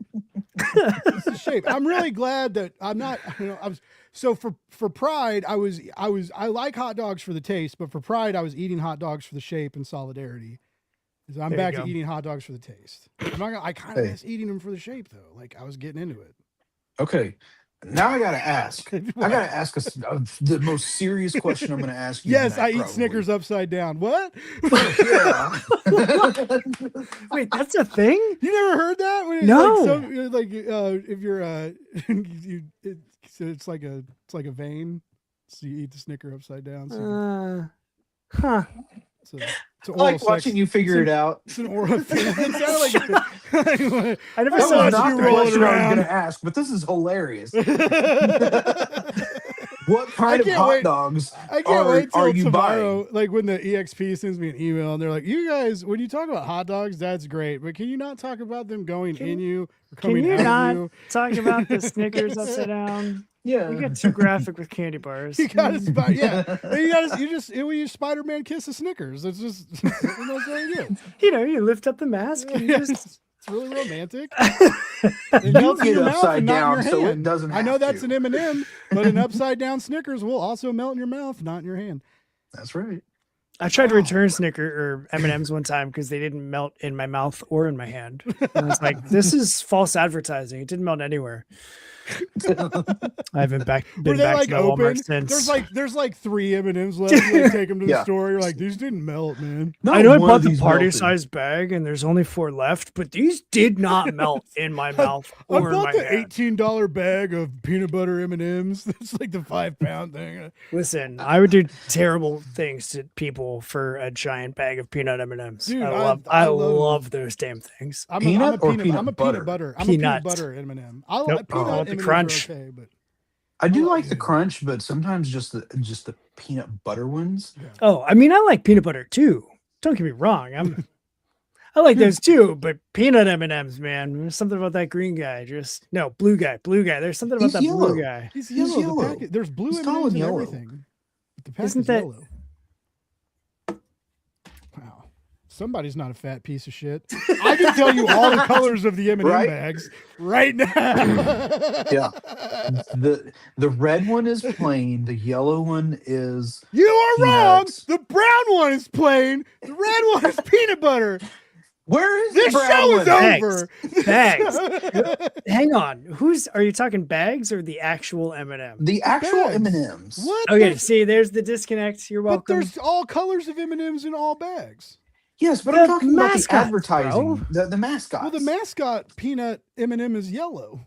See? Is it? Yeah. Yes. The Look red it one up. is regular and the green is a girl. And I think she's just regular too. Isn't yeah? Because Yeah. wasn't there some stupid She's got a dump blue truck one was ass the on show her. crispy one. host that was talking about how The the blue green one's the M&M was crusty sexy one? or something? Yeah, the Yes, green that was M&M's a Tucker girl. Carlson. Ah, yeah. What are we She's got a- doing? She's got a Why dump are we truck talking ass. about Tucker Carlson? What's going on? The brown Tucker bag is the Carlson's got a correct dump bag truck for plain. ass. Wait, what? What? Okay, yeah. All right. No, you're right. You're right. Okay. What's the right. brown M&M? It's gone. They got rid of the brown They M&M did. years Orange- ago. Orange M&M. Oh, Orange M&M is the peanut butter mascot. Thank you, Okay, Zero. which matches the bag. And the bag is red. Why do they That's not fine. do that? That's a red bag. No, hang on. The brown What the M&M. hell? There used Shout when out they if were all anybody mod from M&M colors. is listening. I would love to be sponsored by M&M, and I obviously know a lot more about your product than these two comic book creators. It's true. That's why we're making comics, not. I will making- stop eating hot dogs tomorrow for M&M money. And M&Ms. I Like, will give the man die M&Ms. in a diabetic coma just eating M&Ms for $1 million. Right, right. Who owns them? Hershey? Send me money, Yeah. Hershey. Let's Yeah. do it. I don't know. But this is. Well, there was I've- an M&M video game on PS1. It was like Crash Bandicoot. That's crazy. Oh, that sounds Wow. amazing. I remember That really does. there was a 7-Up game on Game Boy, and you played a Spot, and it was a hard ass game, and his yeah. arms were like long slinkies that shot out, and then he That's would grab awesome. and flip. Wasn't there a Domino Zoid game too? I think so. Yeah.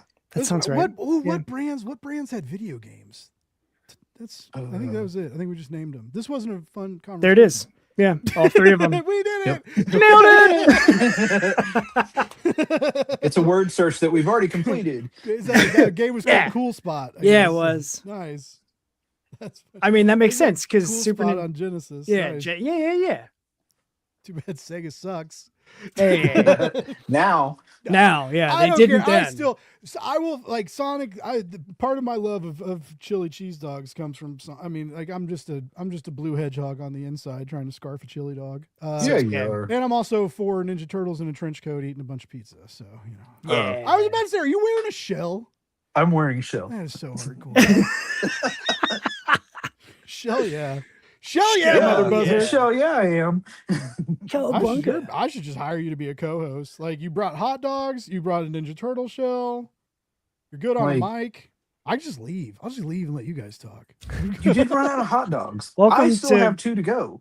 Blake's Buzz with no Blake and no Yes. Buzz. Welcome to It's just buzz. Buzz. But I'm not drinking anything or smoking anything, so the buzz is It's cool. I did a dab before the show. I don't know if anybody can tell.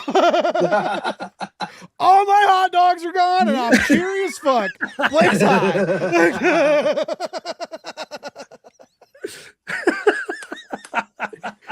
That's why I keep singing when I'm playing Destiny, because I don't do it on the screen because I know like some YouTube doesn't like it. Like if you got monetized or whatever, they'll knock you for like smoking on camera. So anyway, I pull up a scene and it says I'll be right back, and I keep my mic hot so that like you can hear me like.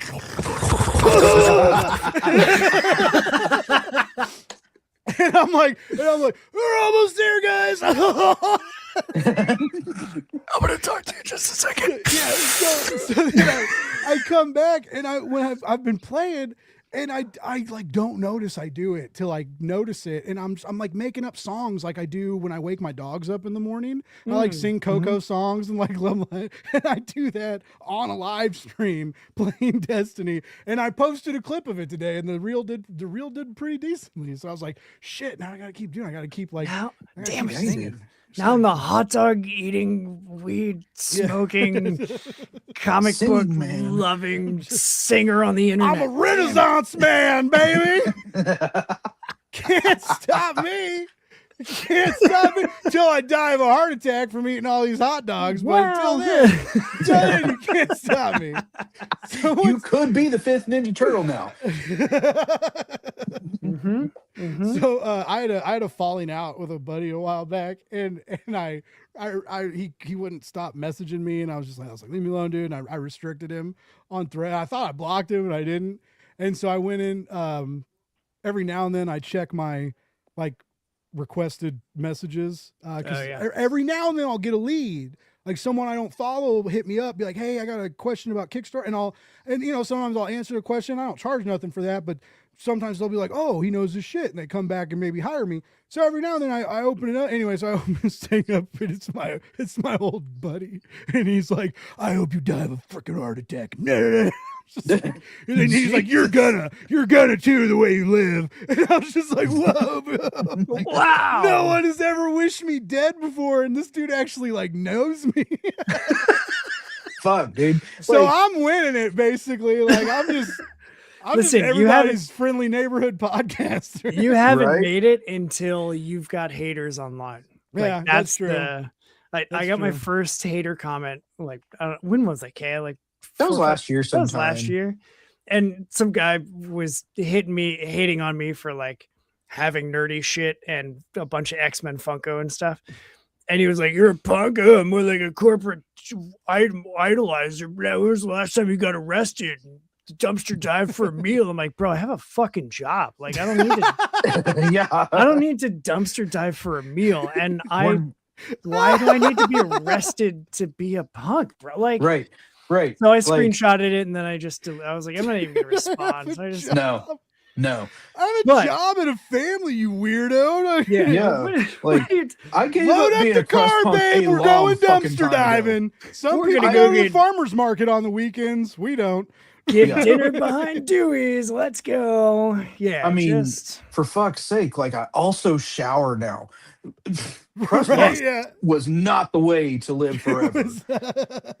yeah. And just because I have a job doesn't mean, like you don't have to sell out when you when you get Yeah. a job. And punks are allowed to collect shit. You might collect patches. Oh, you're selling out to the music industry, bro. Yeah, your Fuck crust outta here. your crust How punk much pants do are made of punk how rock many patches concert now? tickets cost now? Yeah. Like too every. much. Even a I mean, basement it's show like is going to be it's like expensive the other now. industries, right? Like every Mhm. year, like the bands we liked when we were younger get more expensive to see, Mhm. right? Yeah. Like it's not like punk icons are still charging $15 Right. to come see them in the back of a parking lot. Yeah. You know, Right. Warp Tour sure as fuck doesn't cost Holy $15. God. Like, Yeah, that's Yeah. insane. but yeah, no, that's yeah. There's, I just yeah, it's a little weirder when you like. No, I don't know. I recently had someone I let it mess with me way too hard. But they basically were like I used to listen to you before you were on YouTube, and the comic industry ruined you, and you're just I don't even like you anymore. And I was just like, this hurts. This hurts so bad. I was I'm like, still a human being. if I had money, I would talk to a therapist about this now. Right? I would really like to talk to a licensed individual about these complex emotions I'm having right now. What do I do with Sir. these feelings? So yeah, I was just like, and I was like, man, don't let him win. And then I'm like crying, and I'm like, he totally won, though. You know, like, I lost this battle. I am different. I know, like, I did sell out. Yeah. I helped launch Comics the magazine. Yep. How dare you? Yeah. So, How dare you? Yeah, I not because I'm petty, but I'm petty, and I brought it up. I'm just gonna read it because I think it's funny. Punk ? My dude, your background says corporate nostalgia shrine. When's the last time you squatted, got arrested, or at least dumpstered a meal for someone else? Not trying to hate, ellipses. Just saying, strut the way you are, not the image you think you're selling. A Funko shelf isn't. It's what you do when no one's looking. And I'm sure you're a fine lad, but damn. I was like, cool, bro. Yeah, no, how dare I have a job and support my family, and B fucking like stuff. Yeah. Like, Yeah. no, you're right. You're How right. dare you like stuff? You're right. I Yeah. want to put a roof over my family's head. How dare Yeah. I'm the worst. Yeah. No, Literally. people. I mean, you'll get that if the more you guys make comics, the more success you have, the more you're out there, right? Yeah. And if something does happen in your career that propels you, right, you'll have someone that's going to be like, oh well, I remember when you were indie. You're not You the know, same like- you were. Yeah. Yeah. Yeah. And that happens a lot to comic book creators. And I'm gonna look. I'm a petty person too, right? And I can say I'm an indie comics person. I'm not a creator, but I work in indie comics. There are a lot of petty, troubled, irksome indie comic folk, right? And it's a big community, and there's a lot of love in it. But there's also a lot of people that get jaded.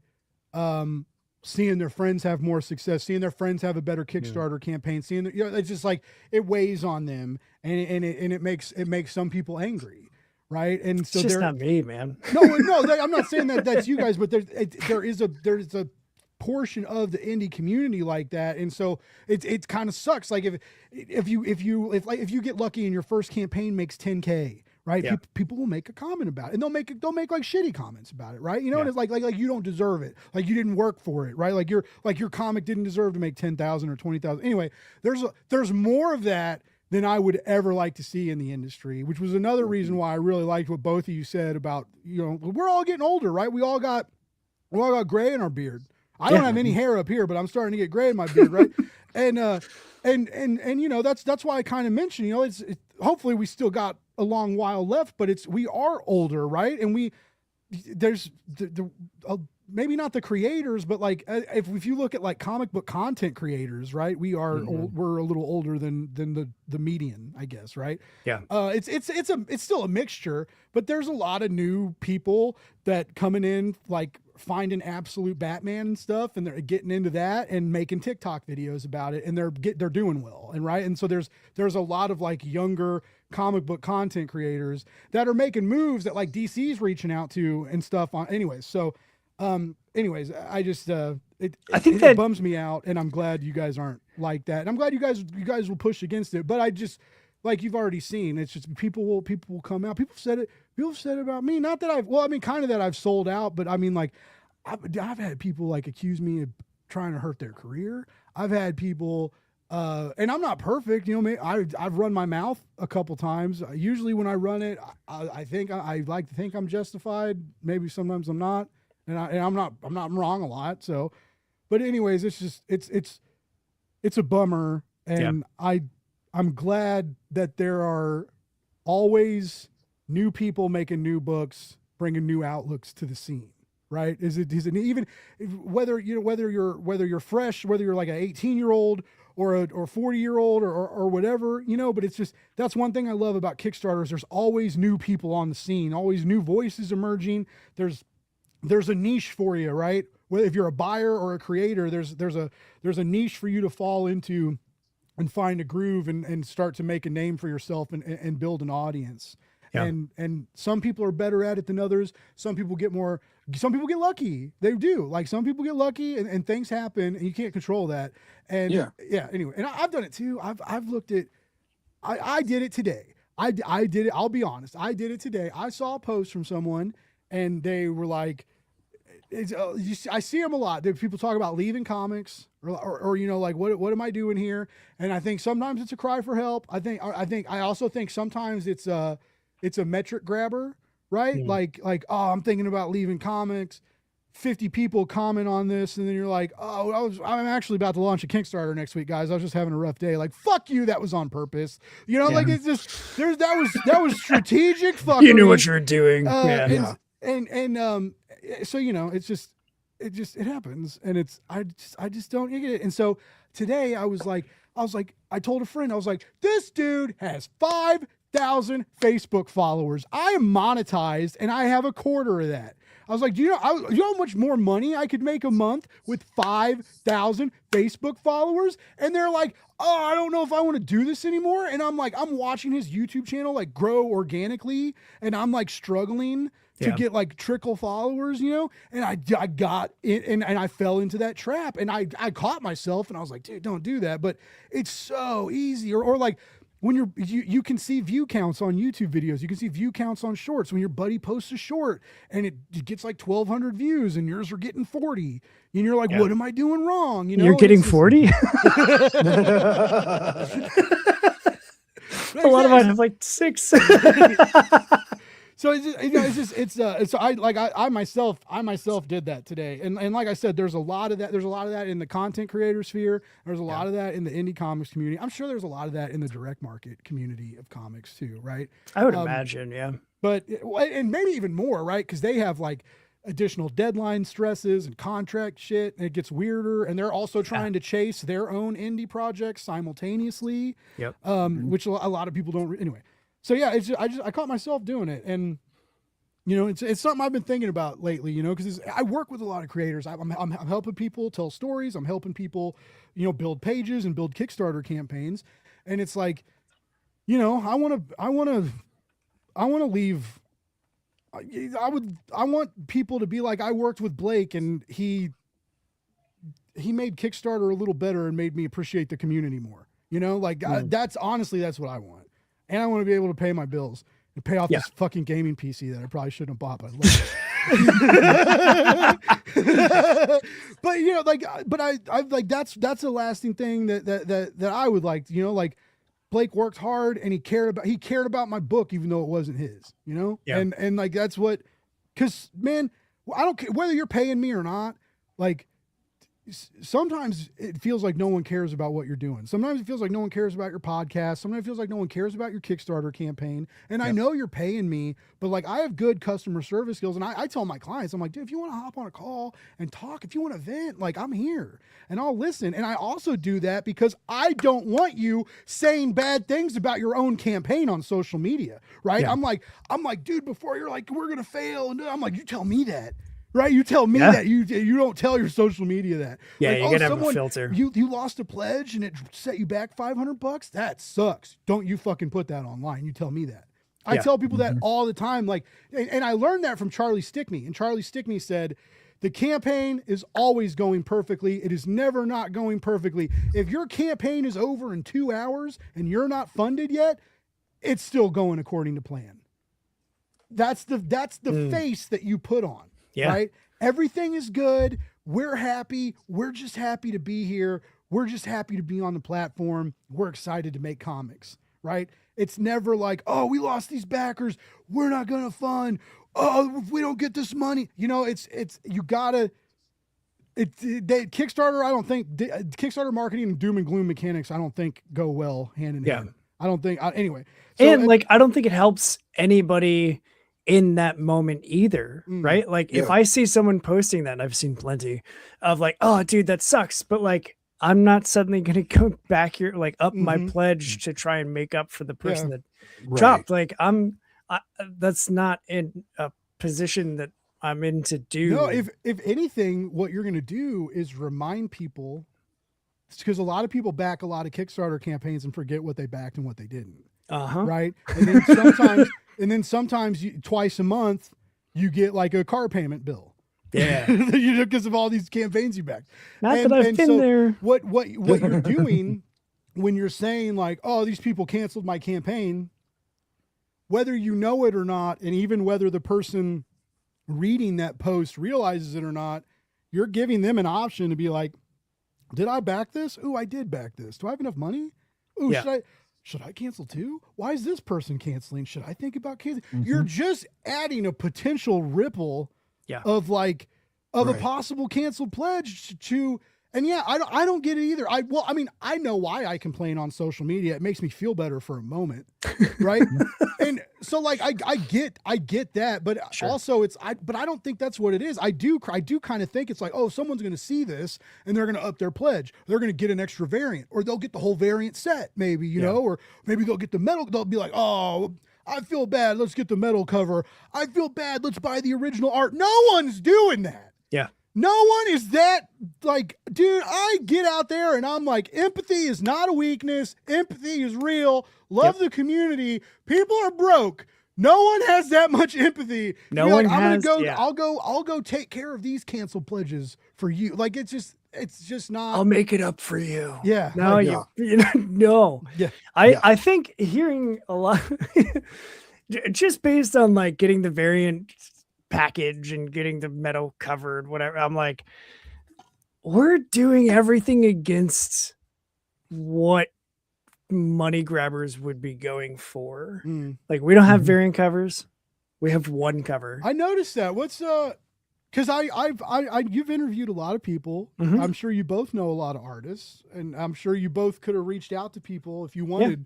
I had people offer like, hey, if you want a pinup or like an alternate cover or whatever, like, I'd love to, just tap me and like, I'm in, man. Wow. How come? Why didn't you want it? Because I got an artist. We wanted it to be us. Like that's cool. This is truly a team effort. Down to Evan is doing the back cover. Oh, so the back cover is going to be like his front cover essentially. Ooh. But it's not a flip book. It's not a flip book. The it's printing not like logistics you're gonna flip it upside down and it's going to be artifacts. Because they're not equal length, so it would have been Yeah. Yeah. But it's everyone that's involved with this book is involved with this book. Nice. That's how much we believe in ourselves. Yep. That's how much we believe in Evan. It's how much I believe in Chris. It's how much he believes in me. And sometimes, like, he gets to hear all of my insecurities as an artist. Like, especially in the first go round, it was a lot. I know I've toned it down a lot, but I've also heard a lot of people's like gasp. I think you muted yourself. You lost audio. No, am I here? Oh, now you are. Okay. Yeah, that was my old man. You might want to think about going to bed. Number one. Oh, nice. Nice. By turn the way, other one off. Catanot said when we were talking about people being angry in the community, Catanot just says they need a hug. And also, I would like. Whoa, I didn't do that, did I? Okay. No. No, that was. I was like, well, right when I took the comment away, like Chris was gone. I was like, Well, ah! I'm here. Oh, Hang on. That's so weird. oh, okay. Chris? Here I am. Is it you, God? It's me, Blake. Can we clip that? Hit him, motherfucker. All right. No, I was just turning off my other alarm so it wouldn't interrupt. How are you going to remember to take your medicine? I won't. We've been on enough late call FaceTimes working on comics that at in 14 minutes from now, his alarm goes off. And every single time I'm like, take your medicine. Dude, I need to haven't start. at that I point. always forget to take my metformin at night. I'm really good at taking all my pills in the morning, but I forget to take because I split my diabetes pills up. I take one in the morning, one at night. Yeah. Because if I take them both at the same time, I'll get the squirts. You guys didn't know that about me, Nate. Well, listen, my mom That's also has unfortunate. diabetes and also takes metformin, so I know all about that. When I was All taking about it. metformin, I only had one, so I never got to experience the joy. Oh of yeah, that. no, it's it'll clear you out. It'll destroy you. And you're like, Or what you did can I use eat? the You're like, oh, I'm just destroyer of trying not to worlds. die. Speaking of shit, Catanot says variants have become a gimmick. Listen. That was the segue of the night.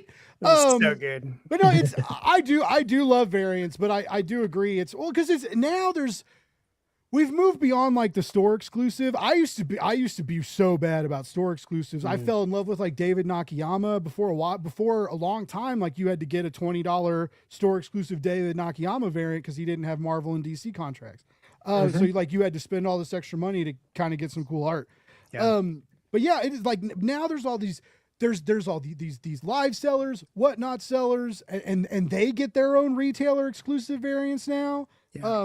And I'm not like the EXP did a retailer exclusive variant for Ben 10, and that was awesome, right? And so like I'm not saying they're like bad, but there becomes an extent where it does become a gimmick, and it's like It's like its who's own collecting market. these things, It and is. is the value going to hold, right? Like, Yeah. because I guarantee you a lot of those $25, $30, if I bought the Virgin variants and stuff, like most of those are worth nothing, Yeah. and like even with David Nakayama being hot right now, I bet you I couldn't sell those covers for what I paid for them. Like, and it has nothing to do with him. He's a wonderful artist, but there's never been a great resale value in store exclusive variants. It's like a minute fraction of a second. You like when the sale is live. And usually the person in control of that is the retailer. Like, it's very hard for you to like buy a retailer exclusive and then sell it again on the side. It's just, that doesn't happen a lot. And like, I keep seeing that everything has an absolute Batman homage, right? Oh yeah. And they're awesome, but like, dude, I'm not going to pay $50 for a Dungeon Crawler Carl absolute Batman homage. That's not going to be worth a damn thing. Especially when Absolute Batman's got 75 covers for random issue 22 or It's whatever. crazy. Out of control. Like what are we doing? Absolute Batman is I'm gonna it's just fun as fuck as a story. Sure. But I don't care about that many covers. Yeah, I mean, there's a market for it somewhere, right? Like Obviously. Dynamite. Yeah. Dynamite sells a lot of covers, Yeah. and a lot of people have opinions about Dynamite in their covers, right? It's kind of become their thing. Yeah, and they lean into it, you Yeah. know. And I don't think that they're polluting the industry with their absorbent amount of covers. But like I do agree, but it is a gimmick. It's a gimmick that is exclusive to their branding and their. And to Dynamite, Dynamite is if Dynamite tomorrow started doing A, B, and C covers only, everybody would bitch about it. Yeah. Everybody would be like, "I don't like this. What's happening?" We used to have up to KK. Yeah. Like there's so many covers. Like, what like am a I going to fucking complain spreadsheet. about if you guys don't drop 50 covers a week? Like a week, I'm not going to have YouTube content now, And it's just Right. like, so I mean, I love that they're giving that many artists work. right, yeah, that's cool. But, and like- they give like they find like new people too. They find new voices. It's not all established creators making their covers. They do a lot of shit from people I've never heard of. Like, so it's cool. Yeah, Maybe I I need to try just to get some of that dynamite money There you go. Get just in on the there. side. there it is. Yeah, just start making random covers. Cat says makes the variant makes back issue diving awful. He keeps buying the same books by mistake. I've done. That's But why if whenever anyone I'm wants to looking hire through, Canaanot for a variant cover, hit him up. I do love his art. He has a yeah, he has- fucking he's a great amazing artist. He's a great artist, and he has really good ideas. He's really smart on social media. It Yes. aggravates me that they don't get more traction and stuff. Like, Fighting an algorithm's a motherfucker. it sucks. And you know what? And that's one of the reasons why I'm unhinged a lot, is because it gets me engagement. And I'm not like bad. I'm not bad unhinged. Oh, that's sick. Yeah. Talk about some sick fucking art. Ooh. This is from your anthology. Yep. Nice. Just happen to have AHA copies laying right here next to me on my desk. Are you selling any of those in the campaign? We sure are. You It's an add-on. can add on again limited number of AHA copies, or you can add it digitally because it's a digital file, and unlike the library, we can just copy paste and send it to whoever. Nice. So yeah. But yeah, if you missed out, AHA, especially for Evan's story artifacts, if you want to read part 1, like, you need to read it in AHA, which also has 6 other stories from new creative teams, as well 7 other as stories. No, there's 8 stories. Shut up, man.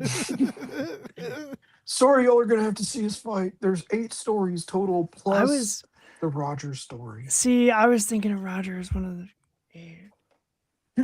There's a storyteller named Roger who is like our deranged Mr. Rogers. He's a marionette and he's hosting. Oh, it's like AHA. like a frame story kind of thing. Yeah. Yeah. And so in between each of the now I'm not going to say any numbers. In between all of these stories that are here There's 8 of them. from all of our creative teams, in between those stories, we have Roger.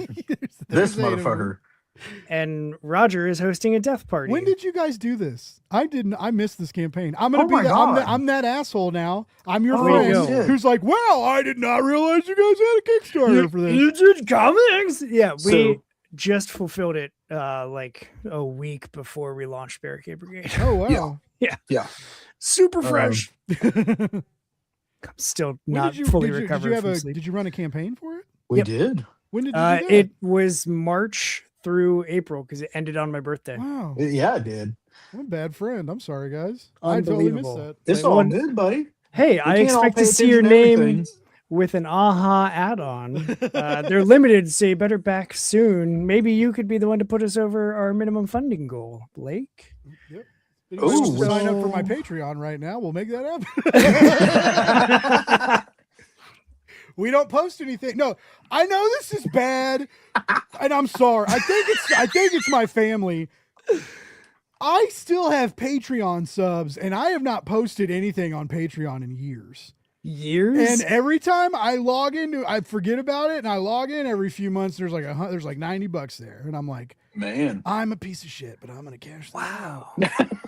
I'm gonna cash this money, turn it into hot dogs. There was a time I had to fill out. It was a short time. I had to fill out a tax form because I was making so much money on Patreon. Because I was stupid and I was charging indie creators $50 a month to promote their book, and like people were signing up for it, and I was doing hundreds of dollars of work that I do now for $50 a month. Ethan Van Sciver called me the biggest grifter on the internet. The only person I was grifting was myself.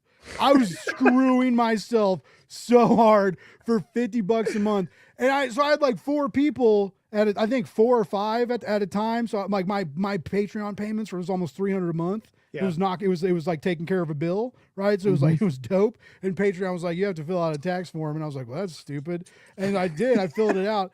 But then finally I was like, I'm not doing this anymore. I was cutting comic book trailers for people on top of other work for $50 a month, guys, making comic book trailers, video trailers. I mean, And I wasn't even that good at editing video then. I'm still not good at it, but like I made a couple pretty good trailers. Anyways, so yeah, like yeah, I know. I'm a piece of So go check out Blake's Patreon. Yeah, so Yeah. sign up for the Patreon and There's a lot of, expect nothing. Yeah, there's a Like, lot of existing hope content. for everything, expect nothing. You'll be a happy patron. Yeah.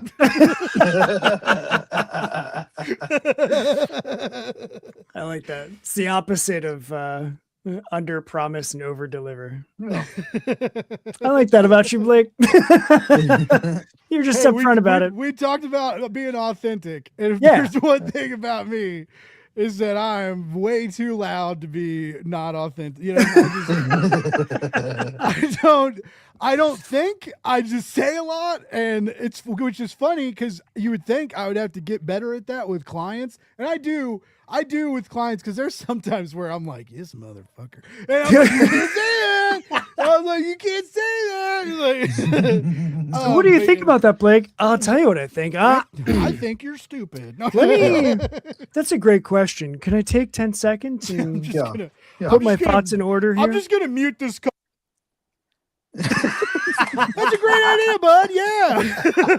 That was celebratory. Yeah. There's a reason I'm not allowed to talk to customers at work. By the way, I really just screamed really loud and freaked out everybody in my house.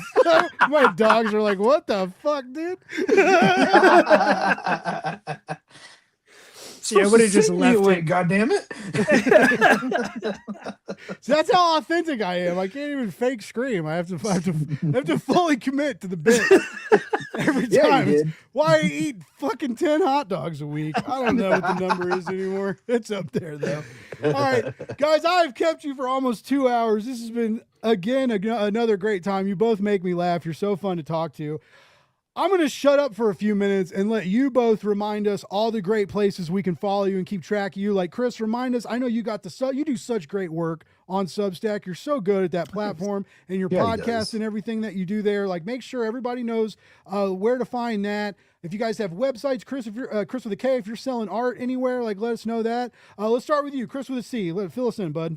So I am a big fan of self-branding. So at Longboxpunk is how you find me everywhere. I don't TikTok and I don't Twitter, but I do everything else. I don't do Facebook much. And if I don't know you, I'm not going to accept your friend request on Facebook. Like I'm not going to. So if that's you and you've tried to add me and 3 months later, you're like, that motherfucker didn't add me. Yeah, I didn't because I don't know you. Because I have family there. Like I'm friends with my daughter on Facebook, and I don't need people like perusing through my shit. That's my one thing that I'm weird about is like I don't know you. I'm not gonna add you on Facebook. Not that I use it anyway. It's all linked to my Instagram, which is at Longboxpunk is how you find me on Instagram. You find me on Substack. I do weekly live streams, usually at the same time that Blake is doing Blake's Buzz at 9:00 on Wednesday nights. It's called Box Talk, and it's basically a video newsletter because that's easier for me. Plus, I do unboxings, and sometimes I have guests that are usually post-punks, which means they've been on my YouTube stream on Sunday, which is the only day that I do live streams. But you can go onto YouTube, search at Longboxpunk, still with the @ symbol. And there's, I don't know, I think I have like 400 videos on there. It's a bunch. I don't know. It's a lot. But yeah, you can do that. The comic book community awards just started. So if you want to nominate awesome comic book YouTube people that do awesome things, you can nominate us both. And I can't do, there we go. Yeah. But yeah, at Longboxpunk is where you find me for everything. We don't have a CHK website, but we do have a CHK Substack as well. CHK Comics is how you find us. We've got Substack, we have Instagram, we have Threads, and we have a Ko-fi, whatever that one is. Oh yeah.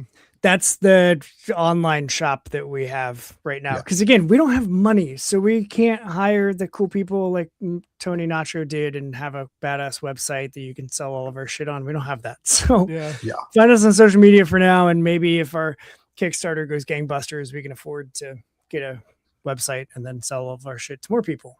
Yeah. Oh yeah. What about you, Chris with a K? Where you at? Okay, I'm on Instagram, Threads, TikTok. Blue Sky. I'm, huh? Blue Sky. Blue Sky. Thank you. You are on Blue Sky because you shared my post today. I sure fucking am. We share things there. Yeah, we do. All is Punk Rock Chris, KRIS, just like it's down here, because my mother thought I was special, and boy was she wrong. All our mothers were wrong. Oh my god. No offense, Chris with a C. I totally just lumped you into that. It's fine. My mom can be wrong too. She's wrong about a lot of things. It's funny how that number increases as they get older, doesn't it? Yeah. Yeah, it does. Yeah. I'm not selling any art specifically anywhere. I need to find a way to do that because I've got a bunch of original stuff that I don't have room to hold on to it all. Do a Whatnot, bro. Sell your shit on Whatnot. But then I have to go live and Yeah. do all this shit. And Okay.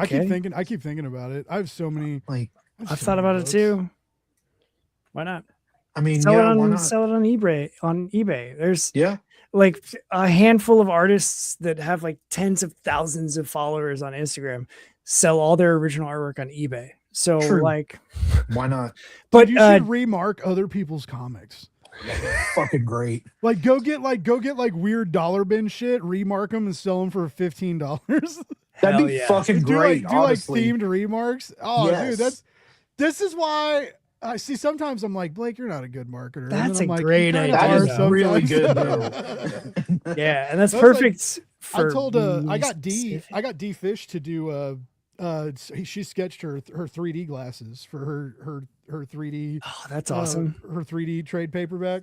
And because we were like trying to think about stretch goals, and so like we were like, if we hit like it was like 7,000 or 70, if it was like 2,000 over goal, she'd sketch the 3D glasses, and like and you know you always, when you have an idea and you like put it out in like the work chat and you're like, here's it, and you're like, oh, this is stupid, and then everybody was into it, like, oh, cool, yeah, and Great. then not only that, like the fulfillment is happening now, and so like backers. I feel like it's getting rarer for like backers to take pictures of, like, there used to be a lot of people that would like do unboxings for Kickstarter campaigns and stuff, Yep. and that just doesn't happen a lot anymore. But anyway, like a lot of people were taking pictures of the sketch 3D glasses, and they were like taking pictures and tagging D, and they were like, "This is the coolest thing ever." And I was like, "I know it's D's art, but that was my idea." I wasn't like putting that in the comments. I was thinking that. You're welcome for that awesome I idea. was just like Came getting in out all of the my comments. I made a brain. Kickstarter update. I was like, I hope everybody really liked those sketches from D because that was my idea. And then everybody was like, we did not okay this update. No. But if you do want to see unboxing of Kickstarter rewards, I back a shit ton and I unbox them weekly on my Substack. Hell yeah. So you do still do that. That's hell yeah. I'm glad. I'm glad you're still doing it. What is, I know I always do this. I do this on my live streams now too, because I'm like, all right, this will be the last one. And then I talk to nobody. Hey, we're in the Midwest, bro. We're allowed to do this. Yeah. Where Yeah. the long goodbye. I'm standing in your doorway with the door open, the air conditioner's on. the heat's holding the blowing in, door open. And I'm like, oh yeah, before have you talked to Tom? No. Yeah. Did I tell you that the story about our vacation? Oh my god! Did you We see the walk back pictures? Yeah. Oh, well, shit. If we're doing that, speaking of, by the way, on my TikTok, I usually talk about what I pulled from my local shop. I talk about the campaign, and I do process videos like inking and penciling and shit like that. Just like Sweet. nothing crazy. I really Gonna be don't a edit lot of those much. videos. Hey, coming up with all I the preach this. Barricade I Brigade call pages. it low effort content. I know Yep. it's all effort. It takes It's all effort, right? effort, But sure. it's Yeah. minimal editing is what I call low effort content. Mhm. But it does well. It really does. Like I tell people, I'm like, look, take your phone, hold it in front of your face, think about why you love comic books. Tell that to your phone and post it on the internet. Or better yet, Yes. I'll tell clients, I'll like send it to me and I'll edit it. and I'll put it on the internet for you. And it's still, even then, sometimes it's hard. Like people are like, I don't want to, like, my face and like recording and it's like, dude, you have to be online. I know you don't want to be, but if you're either going to have to hire a marketing team, and they're going to ask you for assets like that too, right? They're going to want pictures of you and quotes and they're going to want you to do interviews and shit.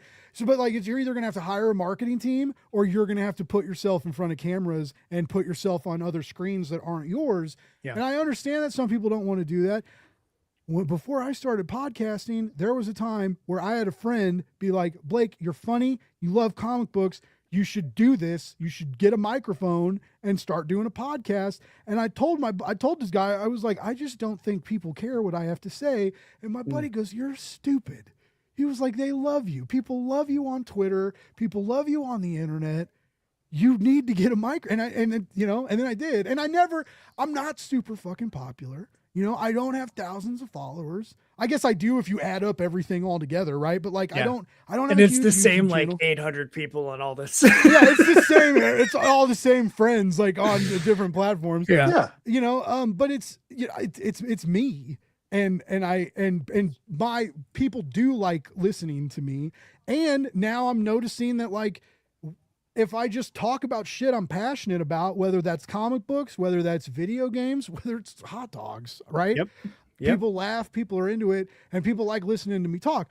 I'm still not used to that. It's weird, but you as a comic book creator, you have to start thinking about making your own content. Scott Snyder is running the Absolute line. Scott Snyder has done every comic book milestone he's wanted to, and then some. Scott Snyder taught James Tynion in a class, and now James Tynion has grown up into one of the top comic, right? So like, even his mentee has so Scott Snyder has done everything you could possibly do in this industry. Sit back and enjoy it. He's got a family. He's got money. He's got a beautiful 67 Chevelle, right? Like, he's got a nice house and shit. He still gets online every week or a few times a month on a podcast and talks about Absolute Batman. If Scott Snyder is making time to do podcasts, we got to get out there, folks. You either got to make your own show, or you got to get on shows, or you got to post some content, or you got to be annoying online.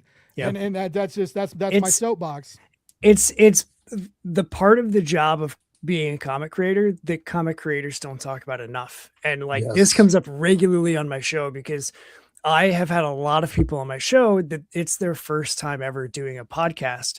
And I like to think that I ease them into the hot water. I don't just stick them into a boiling pot and go, the first question, be like, what do you guys want to bring into the industry now that you're comic book creators? I was curious. You want to get? I know you're relatively... What legacy do you want to leave after you guys die? When I'm dead, I would like. Listen, as long as you thought of that question, we're all golden, man. I know you, and I know you don't use AI. So okay.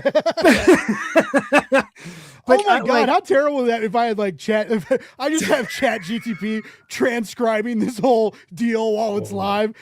Every now and then when you see me and I just look like a dead fish in the water, that's me being like, what do I say next, God? Are you there, God? But it's part of being a comic creator is the marketing aspect of it. Yeah. It's it's not just you sit down at a desk in your basement or your office or whatever, and you hit all the keys and you make the script and you work with an artist, or you are the artist and you do all the pages and you get all the things. And you figure out the file formatting, and you find printers, and you find sticker makers, because everybody loves stickers based on comic books, and you do all of those things, and then you're a comic creator. No, now you got to sell the damn thing. Mm-hmm. So you have to go on podcasts. You have to talk about it. If you're not comfortable with tough shit, get over it and go. You have to get in front of people. If you're not going to get in front of a camera where there are no people and no one who you can physically see, I can't see any of the people that are watching your stream going who is this schmuck and why is he still talking? I just need to, man, I gotta, you have to go to conventions and do that in person. Yeah. This is practice. This right here Mm. is practice for that. Oh, that dude, that's Yep. such a great point. Like yeah. if you're not doing this, you're never going to be ready to do a convention. And if you think you are and you go to a convention and you don't sell shit, guess what? It's because you don't know how to talk to people and sell your book. Yeah. Like you Yeah. got to figure this out. And if you don't put time into thinking about it, you're not finishing the process of the creation comic circle. Like you're only doing this. What do you have if you have that? Yeah, you got a book. Cool. Now I have a stack of 70 of these in my room. I don't, because we fucking sold them all. But like, if you end up with a stack of 70 of your comic, who is that benefiting? Like, Yeah. did you do it just to collect your own work? Yeah. Or Right. like, do you want people to read your story? And if you want people to read your story, you got to talk about it because no one's going to be more passionate about your thing than you are. Kay and I are the best two people to talk about Barricade Brigade because we made it. Yeah. We're writing ourselves in it. There's Yes. representation of his Latin heritage, of my indigenous heritage, and they're both in the book. It's not just checking a DEI thing like, oh yeah, we're diverse. We have different races and backgrounds in our comic book. So we're Right. different. Like it's genuine. And that's Right. to your point, Blake, like authenticity in a world that's shoving AI down our throats and saying this is better because it's efficient and cheap and nobody gives a shit. Yep. It's authenticity that's reaching people. There's a reason that like cassette tapes are making a comeback and people are suddenly realizing, oh my God, I need to be buying cartridge video games and I need to be buying video games on disc and unplugging the Ethernet cable from my video game system because I just want to play a video game. Why do I have to do it online and rent it to where you can possibly just pull it from the system and then I lose that $80 plus whatever else you pay into extra skins or whatever? I'm not Right. judging your life. Like everybody's got their thing. If that's your thing and suddenly a company decides, we're not going to only James in New Jersey is playing this game. So let's just get rid of it Yeah. and replace it with something better. Well, James just got fucked because he spent all this money on this game that he loves and you took Right. it away from him. So Right. he's now suddenly like, fine, I'm not going to do anything newer that has a built-in modem. So I'm going to get a PlayStation 1. I'm going to get a Sega Genesis. I'm going to get a Super Nintendo. I'm going to get cartridges that I can blow on to play it. It's that authenticity that people are chasing after, especially in 2026, because just everything sucks. And so if we have something that we can hold on to, let's fucking like we're holding on to it with a death grip. Right. Yep. Like I got white knuckles around my comics because I'm like, I made this and I want you to read it and I want you to see it and hold the thing that I made. And part of that process is doing a show like Blake's Buzz, where you get to laugh about hot dogs and hang out with people because this is like, I understand I'm a unique flower. I have never had a problem talking in front of a camera, in front of people. It's never bothered me. I started back in kindergarten doing the school plays and I never stopped.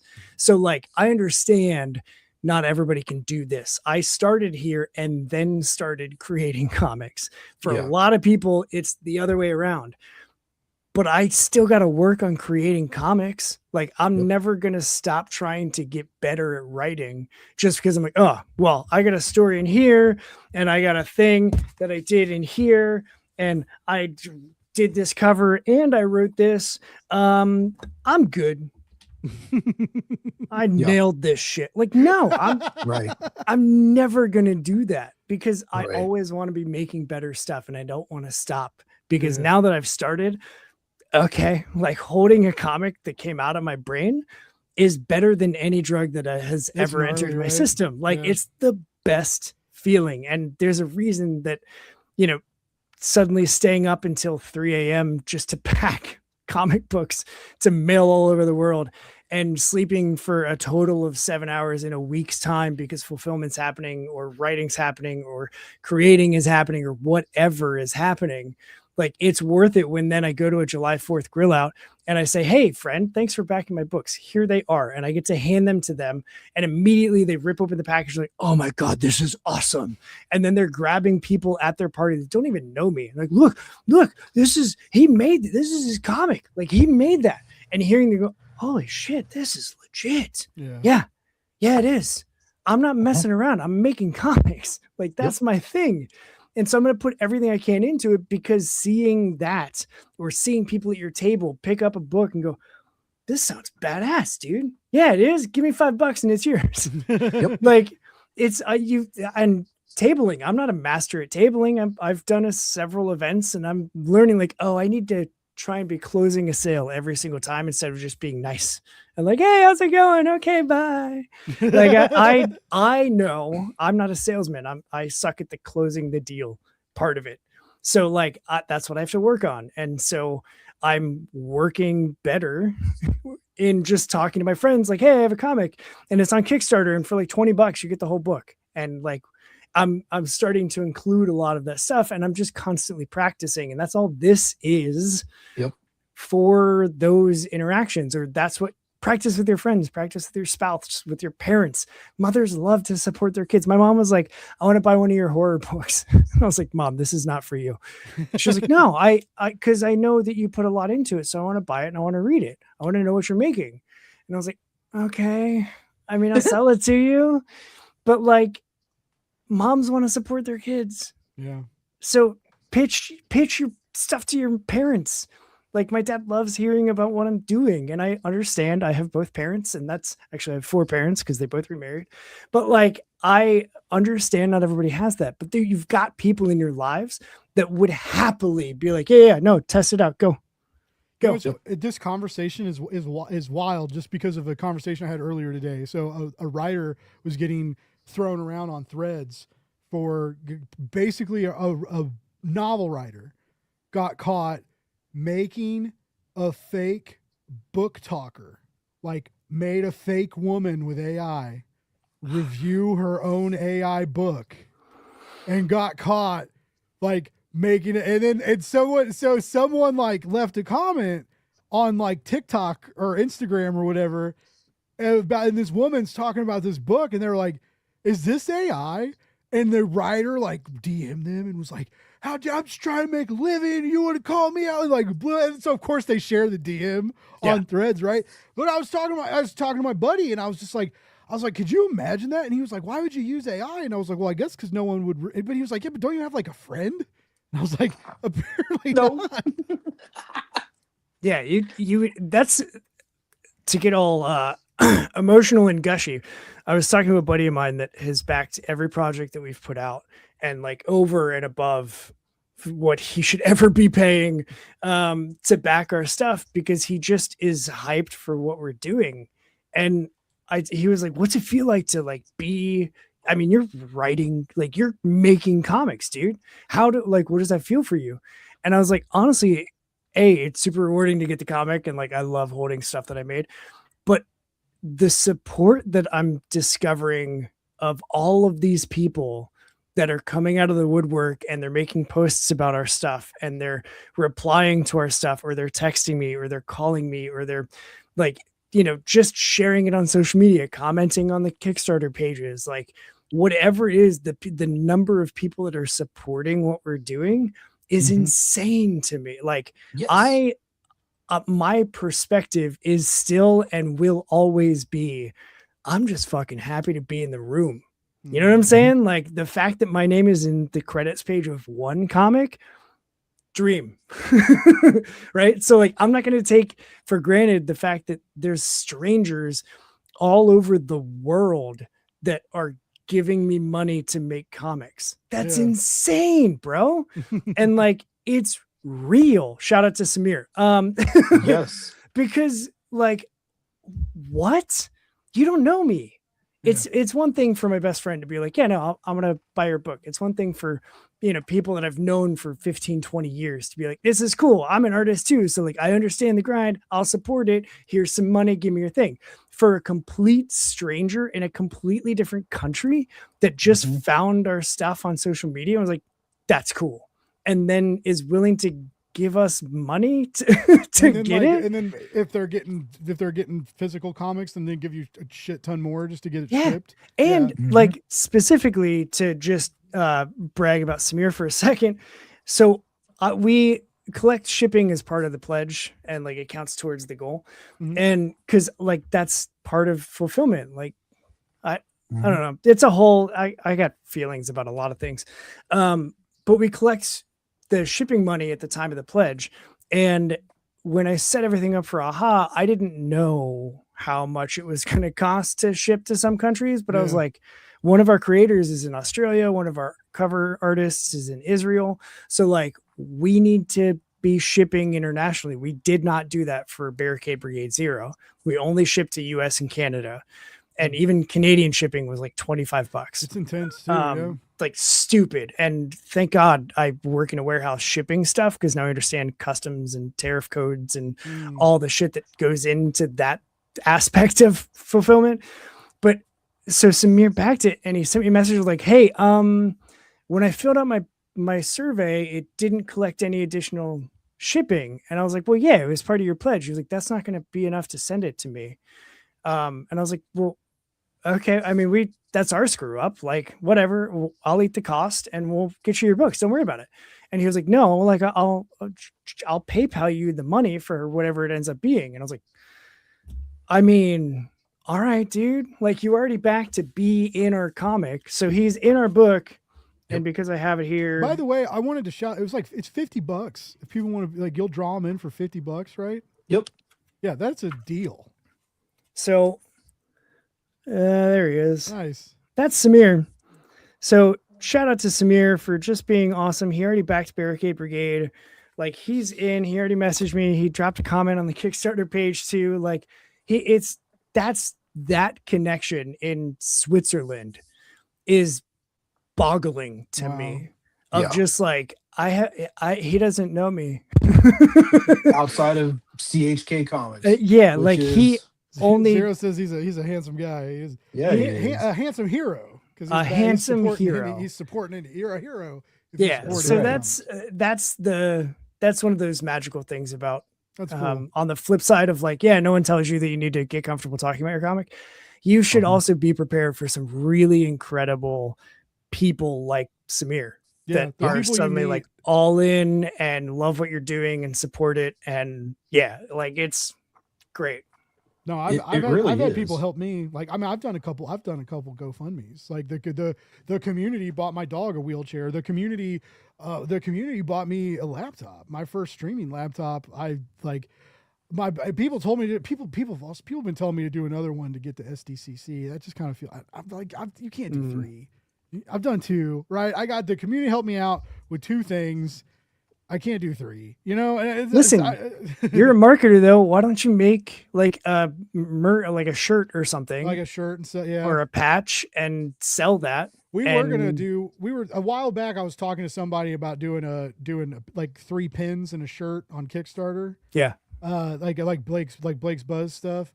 And I'm talking to Matt Harding. Matt Harding's busy, but I'm talking to Matt Harding. He works at Oni. He's a designer at Oni, and like I think he's gonna make me like a kind of new logo, sort of like, or like a. He's gonna. I want like a bee, like kind of like what I have, like a bee that looks like me, sort of, but eating a hot dog. Yeah. And I just think that'd be perfect. Yeah. And so I'm talking to him about, but yeah, I've thought about doing that. Everybody tells me they want, I mean, like I've been for a while, I was going to do the Love More, Hate Less, read comics, make another one of those, but I was also going to do a read comics, read manga, and make comics variant. Cause like, and then, but yeah, people have been telling me to make new shirts and I get really bogged down with, I take on a lot of work and then I sacrifice like Blake's Buzz, right? Like it's the reason why I send the links out the same day as the show and I do all my promo the same day as the show. Yeah. It's because I'm a clusterfuck, but also because, it's also because I've been pushing for many months now that I go live on Wednesday night at 9. Most people know I go live Wednesday night at 9. You know, unless I say I'm not going live, people should just assume, unless I'm sick or something, right? So like, because of the way I've organized this and structured it, I get away with that a little bit. But right now I'm working on 5. Hold on, jackets. I got two sitting because one of them is in Kickstarter timeout. One of them we're starting to build pre-launch. One of them's in pre-launch. One of them I'm just doing PR for. I don't have to build the page or anything. So I'm like 5 or 6 campaigns right now, and I didn't mean for that to happen. Art got delayed on some stuff, and so like a month of delay has now creeped into other jobs that are starting, and so it just kind of gets crazy. But so yeah, like you know, and I'm trying to do this. I'm trying to do this other streaming thing, and I'm trying to put more effort into making my channel bigger, and I haven't done that a lot. You know, I've just been like, hey, I go live then. I made a cute graphic, follow, you know, and I'm like, I need to do more of that. You know, they say if you do content, and I hate saying that word, but that's what we do, right? I don't use content ever. If you have a show, right? If you have a show, whether it's a live stream or pre-recorded, you should do 3 posts about it a week, right? So I should do, hey, we're going live. And then I should do hey, did you see the live show? And then like another, or overlap, like, right. Or do like the first of the week is like, did you watch last week's show yet? And then, the live show. Oh, did you watch the new show? And then on Monday, you're like, did you watch last week's show? They say you're supposed to do like 3, and I don't do that. Cause I'm stupid. I'm online all the time. Yeah. You guys see me, I'm posting all day. I made a dick joke on Threads today that blew up, and a lot of dudes DM me.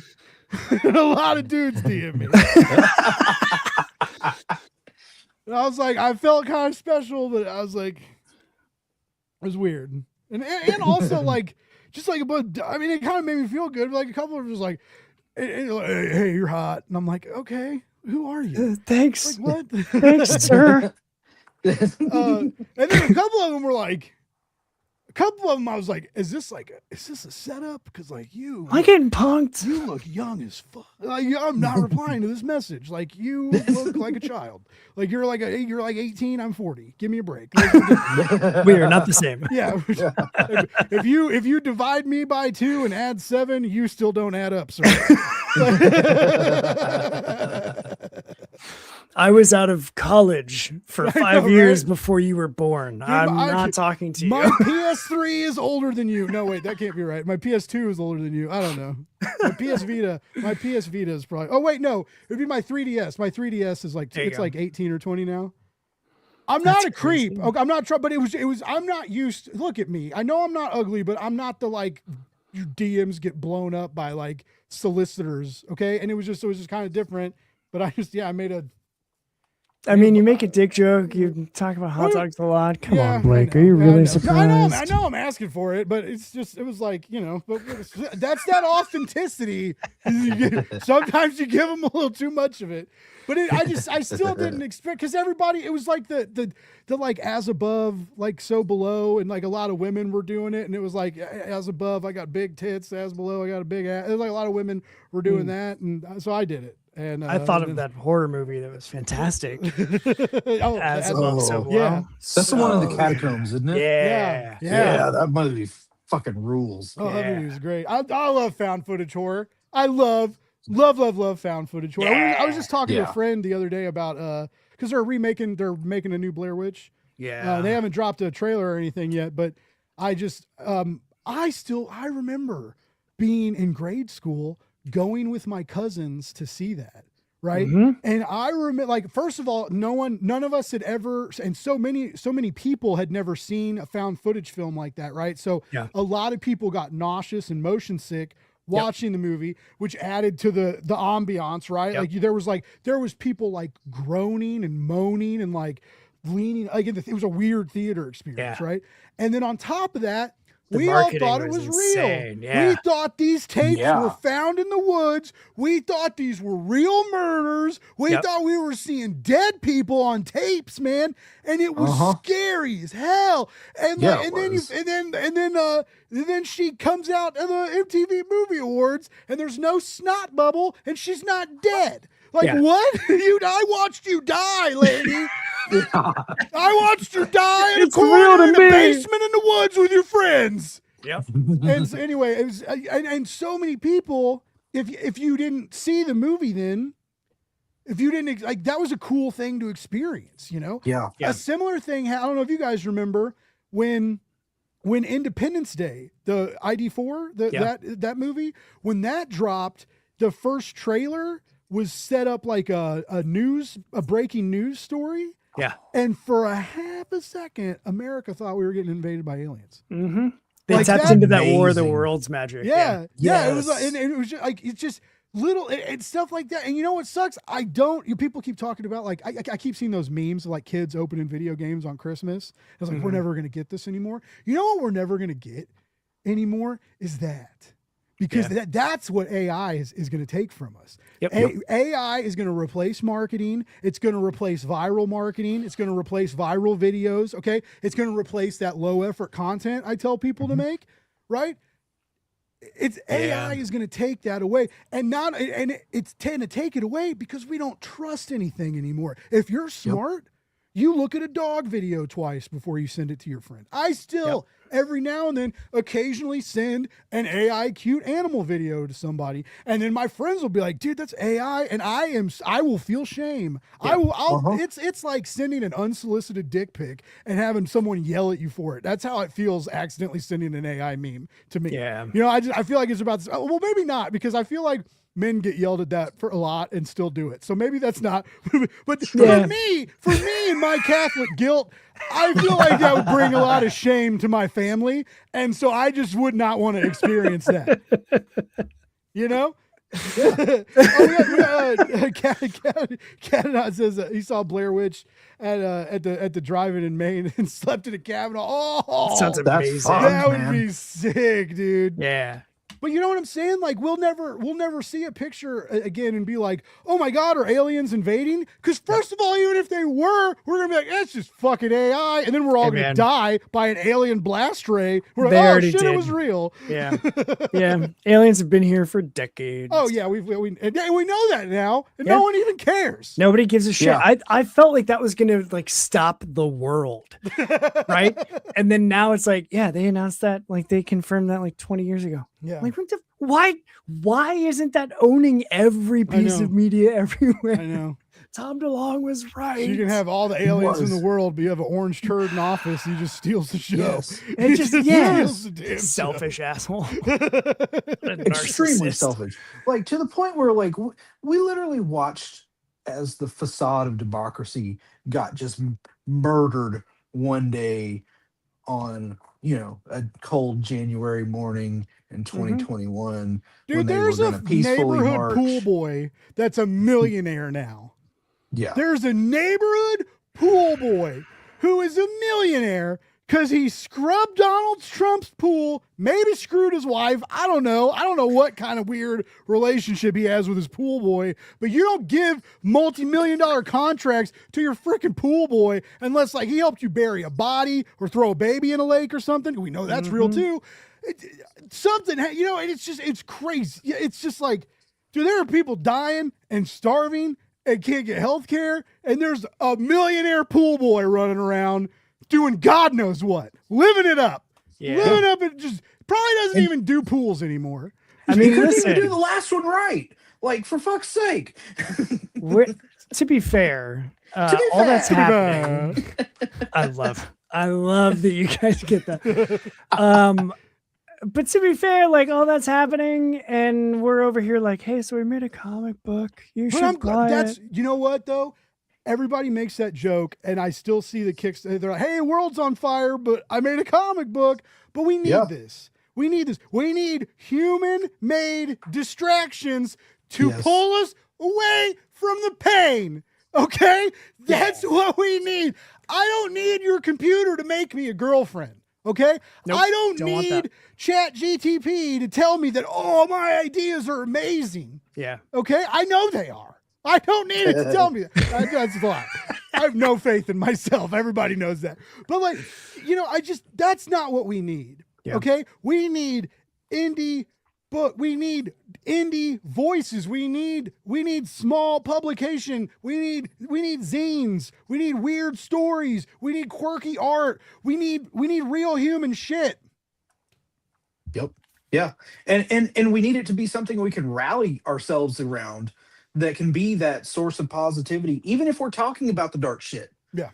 Even if we're talking about the dark shit, we need to be able to rally around it. I mean, that's one of the things that I get so much from political punk bands is, like, you go to the show and all the shit is being talked about, but we're all here together and finding a source of light together. Mm-hmm. Yeah, music is a powerful thing. And so can comics it always be. will be. And I love Yeah. I love that you guys are kind of tying that together. I don't want to like juice you guys up too much, but Tom King does this a lot. Tom King puts poetry and old song lyrics and in a lot of his narratives and a lot of his DC work. And it's always interesting. It's always obscure. It's not usually like a poet I've known or a song I recognize. They have to pay money for the rights to print it and do all that. And I've heard the editors get irritated, and he's like, "No, we're doing it." I don't know if that's true or not, but I heard he's like it's one of the things he pushes for. He's like, "No, this has to be in it." Yeah. But he kind of mixes that. He brings in that poetry, that lyricism, and overlays it on the page and combines it as a narrative force. It becomes part of the comic. I love that you guys are bringing in music. You're bringing in this band. You're bringing in the relationships that you get from those experiences, right? And you're bringing in all that authentic, very human shit.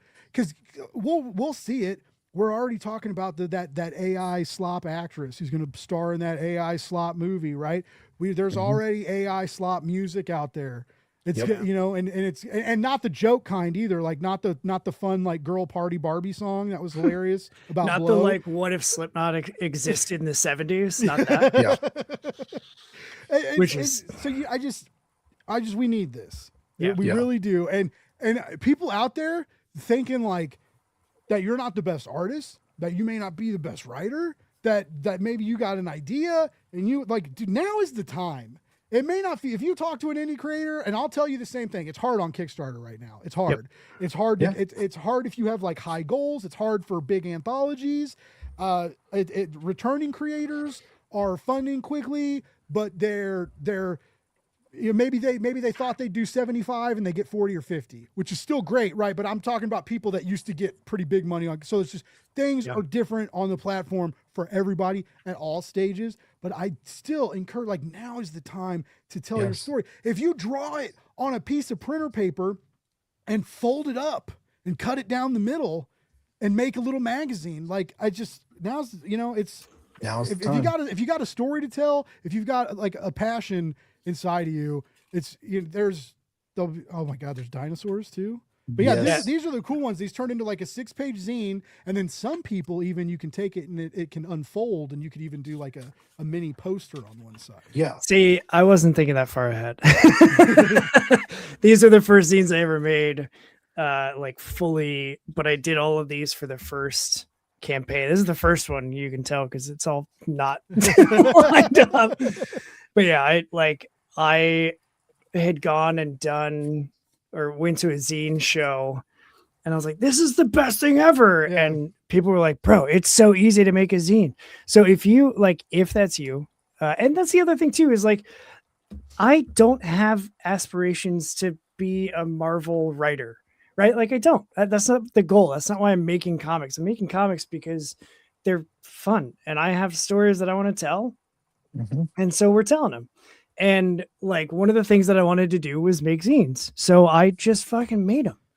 Yep. And then it was like, hey, if we hit this stupid, insane stretch goal and Barricade Brigade 0, I'll send everybody zines. And then we hit it and I was like, oh God, now I got to make all of these. Yep. And so I put in marathon mode on Dragon Ball Super and I fucking watched like 3 discs of Dragon Ball Super and cut and folded and flattened. Wow. And I did whatever 75 times 4 is. I did that many. 300.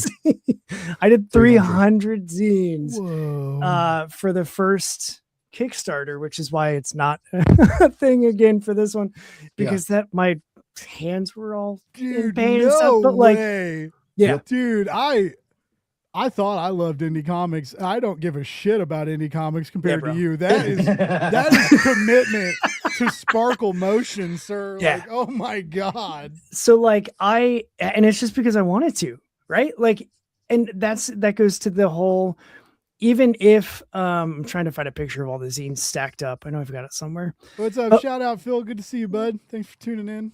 But Catanot's saying photocopy, dude. Okay, so yeah, no. So to be fair, I did photocopy. I took them to a local print shop. But you still had to fold and cut. I still had to everything. fold and cut 300 single sheets of paper. Yeah, I still feel bad for you, but I legit thought you were drawing. I Oh thought my God, I thought no. you were like custom making. No. It's just could you imagine like what like 250 to 299 would be like? It's just just he's stick making 'em figures. up. Just like, I'm so fucking tired. It's just you guys talking. It's like, Yeah. Chris, do you like cheeseburgers? You turn the page. Chris is like, I love cheeseburgers. You turn the page. He's cheeseburgers. like, I like bacon jam. That's it. All right, That's great. it. That's that was a moving. zine. That's all you And need. that's his name. My buddy Greg, shout out to First Issue Club, a local Kansas City comic book podcast.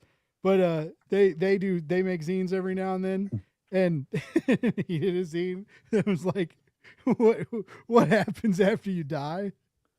So the cover's like, what happens when you die? And you open it up and it's all black. Is and it you just- flip the page, it's all black to all 6 pages. and then he made a second. Oh my God. Yeah, there it That's is. so many. Yeah. He made a what you see when you die too. And it's the exact same thing. I want to do one of all the things I know, and just it's all just blank pages. It's just Like, nothing in it. it's just a front cover and a back cover and empty pages. Yep. I feel like Or that would sell really or well. like the like coily wind blowing. There's like leaves blowing. There's off a it. tumbleweed. Oh, that would be great! Like every page you turn, the tumbleweed just moves a little bit. It's moving a until little it rolls bit. off the screen. That'd be fantastic. Zero says, "Look, seeing that picture's making his hand cramp." Yeah, man. It was That's a it was a lot. lot. It was a lot. That's how much you love indie comics. For the That's- love of that's comics, amazing. man. You And then gotta do like it. that's the thing is zines are the easiest way to if you've got a thing that you want to make, just fucking start with the zine. Yeah. You don't have to have crazy just stuff. fold You'd like 350 pieces of paper while you're hanging out in your room I- by yourself. I It's the literally easiest thing in the world. I mean, you can put on whatever. I was fulfilling watching wrestling. Like it's Yeah. it's become my thing. Like I just put on, and my wife's like, okay, you're all right. Well, I'm going to go to bed. So I'll see you in the morning when you're still up doing all of this stuff. Yeah, you will. Just fucking. But yeah, zines are the easiest way. And there's so many reels and stuff on how to make zines, Yeah. different templates. I just found There's one. zine cons. I found out. That Yeah. in like every city. Yeah, there's like dude. little zine cons you can go to, and you Yeah. can like all you do. You meet people and trade zines. It's You like a make 'em- community event. Yeah, there's one in Cincinnati. I don't know that I'll be tabling it, but I applied to be a vendor at the one in Cincinnati this year because I worked it all day last year, and I was like, "This is the coolest thing ever!" And it just like it's super fun. So yeah, look up your there's a whole what's that website? There's a website of like the zine tracker Oh, map. cool. It's like the find my local comic shop website where you used to be able to put in your zip code and Yeah, but for uh, zines, but for zines, yeah. And it's they have a subscription or a newsletter that I signed up for, and if I can find it really quick, I'll tell you what it is. But of Dude, course, I yet can't. again, Catanot's being a genius in the chat. He wants to get a vending machine on Facebook Marketplace and fill it with zines and call it his vending machine. Vending the That is zine. Oh my fantastic. god! You know what else would work? Do you guys remember the old like bars used to have? They were like scratchers, but they were pull tab lottery tickets, Mm-hmm. and they Yep. were in like the case, and they were all stacked on top of each other, and they Yep. slid out one at a time. Yep.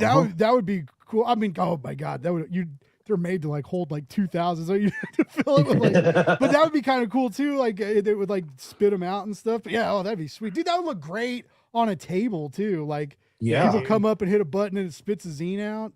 And then That'd maybe be one of them awesome. has like a gold star on it and they get like a special toy or stuffed Yeah. cat. If it's cat or not, I don't know. Maybe you take them for a ride on the spaceship. That wasn't a euphemism. But There it is.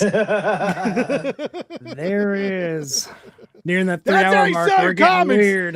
That's how you sell your comics. Fucking sit on old Santa's lap. Sorry. I'm sorry about that. We've obviously gone to the extent of where the show's going to go. Here we are. Yep. This is how we ended last time. That's not too. the Christmas in July we talked about. No, that's not it. That's Well, not it. an hour ago when I tried to end the show, you guys gave all your social media stuff, so we got all that out of the way, and then we had a little bonus ending episode. Yeah. But yeah, it's I'm tired now. And Yeah, it's time. it's time. How we can't tell people to sit on Santa's lap in July. We No, only do go that in back Christmas. Barricade Brigade. That's what you Can't need to do do. that Barricade instead. Brigade. Yeah. Buy our comic Take because a it's seat on a cool. watermelon. Yeah. Yeah. All the things. Yeah. Look out for a fake variant cover. If you follow or if you back it, I like posting fake variant covers for comics because we don't do real ones. So usually I just go to our international market and I take a picture of the watermelon box and then I just slap the trade dress over top of it. Nice. Yeah. But yeah, I mean, come on. Watermelon marketing works. I don't. It does. Hey, listen, you are one of our seedlings. Let's Yeah, see if he I can is. find your picture here. There you are. Look at that handsome fella. No way. Oh, that's dope. Yeah, man, you're in the book. Everybody that took a picture, He's in the and book. there we mentioned John Westhoff earlier. There he is. I forgot There's about. I was Cialzino. at the store and I remember like Thanks, taking a Vaughn. picture in front of the watermelons, and my dad was like, "What are you fucking What are you doing?" doing? Here's my dog. Fun fact. Yes. That's my puppers. And then up here, this is weird doing backwards. That's my daughter at her graduation party, and that's Oh, my sister. oh, She was like, "Dad, I got a watermelon for the party." I was like, "You know what has to happen, right?" She was like, "Yes." There's Megan of Vigilante Vibes. Oh, nice. Megan's awesome. Yeah, Vigilante there's my Vibes. friend. Follow her podcast. It's amazing. It's so good. She just blew up on Threads with that post about what's her face. She does. I well. clearly know what I'm talking about. There's Chris. Oh, Chris. There's Nice. there's the third Chris. Oh yeah. And there's a certain Catonauts. Yeah. Small Yeah. world. Look at it. It's all coming together. Oh, is So, that, yeah. is that Katie? Yep. Nice. Yep. Nate Price. Another pet. I mean, come on. Come on. Where That's else are you cool. going to find friends like that eating watermelon in a comic Are book? you guys doing that? Are you guys asking for? Are you guys doing watermelon picks again, or was that a one-time? So show? the watermelon was the one time for the 0. We talked about doing something for Eggs. this one, You but guys we already have haven't like 180 pages, so I guess we haven't talked about it at all on social media. And now that we're all nearing the end of the first week, like that, we were pumping the entire campaign. Mm. Yeah. So maybe if we hit minimum funding, then we'll announce it and then Oh, do it add as that like as a do it- stretch yeah, goal. Do but- that. Do it as a stretch goal. We'll do 2 more watermelon pages. Start sending us watermelon. First come, first serve. Yeah. Yeah. Yeah. Yeah. Chew on 'Cause- that and spit those seeds out. There you go. We also want to use stretch goals just to upgrade the book. Like Yeah. we're looking at hardcover, we're looking at the spot gloss gloss. treatment on the cover, we're looking Yeah. at potentially painted edges for the book as well. Because I've gotten a couple Kickstarters where I look down because that's where they are, where they just upgrade the book and then you get this really kick-ass, like super deluxe version of the book that is only through the Kickstarter. Yep. And then even though they go to the direct market, it's like softcover trade. They don't do hardcover ever again. They don't do any of the Gilded Ages, anything like that. And so I was like, what if we just upgrade the book and make the book like super badass? And That's getting more popular. Like some people love stickers, right? A lot of people love stickers. A Mhm. lot of people I like a good bookmark. bro, I have a lot of stickers. I have a lot of good bookmarks. I have put all so of many them- bookmarks. I have like a couple huge Ziploc baggies of like all my Kickstarter swag that I like. Yeah. Yeah. I have, These like, are just the bookmarks. oh, wow. Yeah. Like it's That's stupid. crazy. I just Uh, covered one of my long boxes with stickers and it took about a third of the stickers that I've gotten from Kickstarters. Like shit. All right. Well, I guess I'm covering every long box I have now. just to use them because I Oh, have what's- so many. Cat and not saying ebook on a Sharpied CDR. Yeah, that would. Oh my God, that would sell so hard right That'd now. be so rad. Someone needs to launch a fucking Kickstarter campaign tomorrow and sell all your PDFs and say you'll send them. You'd have to charge like a couple bucks for shipping, and Yeah. you'd have to get some kind of case for the CD. Yeah. But that would, I think you could price it to where that dude. That's a really good idea. I'm mad I didn't come up with that, Cat. I'm mad. I'm mad. You're You can saying still better send it stuff. via You're Medium. saying though. smarter shit on my show than I am. That's Get not outta gonna here. fly, sir. Banned. No, I'm just kidding. I thought you were just gonna hard end it. We're out of here. Click. Your show's over. I quit. But I'll be back next week.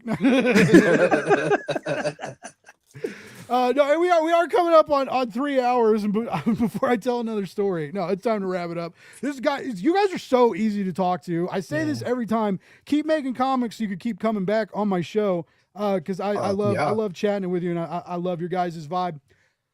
It was a long time ago, but we mentioned numerous places that you could follow these wonderful gentlemen and support them. I advise you to rewind the show a good 49 minutes or so. Find that moment and click those links. You can also find links in the show notes. You can get you to the Brigade Kickstarter. You can support the hottest watermelons around.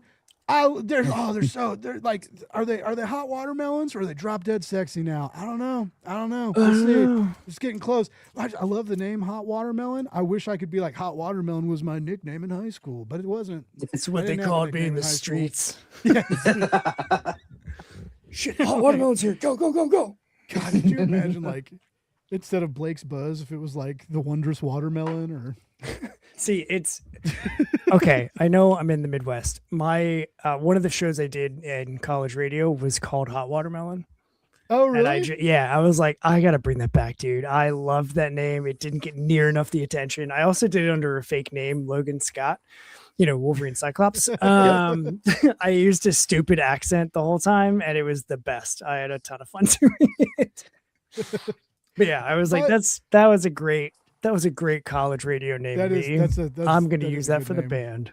Also, Catanaut dropping heat again, saying like think and market like a band. And Oh yeah. that's comic book is merch. I mean, it really is. Like, and some of the swag and extra stuff that you get from your Kickstarter campaigns, that is merch too, right? And if there's one thing bands are good about doing, it's moving merch, right? And a couple things that I'm gonna steal and tell clients because they pay me to tell them smart stuff is that like market your shit like a band. And Chris with a C, what you said earlier about how podcasts and being in front of video is just really good practice for being at conventions, which is where you need to plan on being. Right. It's all practice Gotta be get there, to get that con table set up, to have those books there. And you can set up your table and you can stack your books up and you can have a big old banner behind you that you paid $200 for. Maybe you had some weirdo like me make it for you. You know, you can have all that.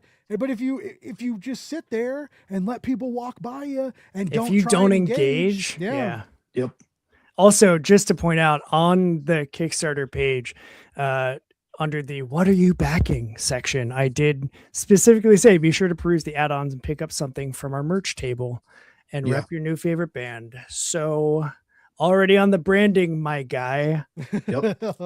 Yep. We got patches. We got shirts. Shout out to Mad Prophet Tommy. Tommy also has a great show on the EXP Tuesday nights at 9 or 10. One of them. Two late Tuesday nights. But he has a lot of great guests on it, and him and Paul talk about they're both retailers, so they have the new issues already coming out. So on Tuesday nights, they talk about new books coming out that they've already read, that they dig. Very encouraging. It's called Aggressive Positivity. And one of the things we talked about tonight is shit in this industry needs more positivity. And Tommy and them are putting that out. They're 10 o'clock Eastern. There it is. 10 o'clock Eastern. It's 9 o'clock my time.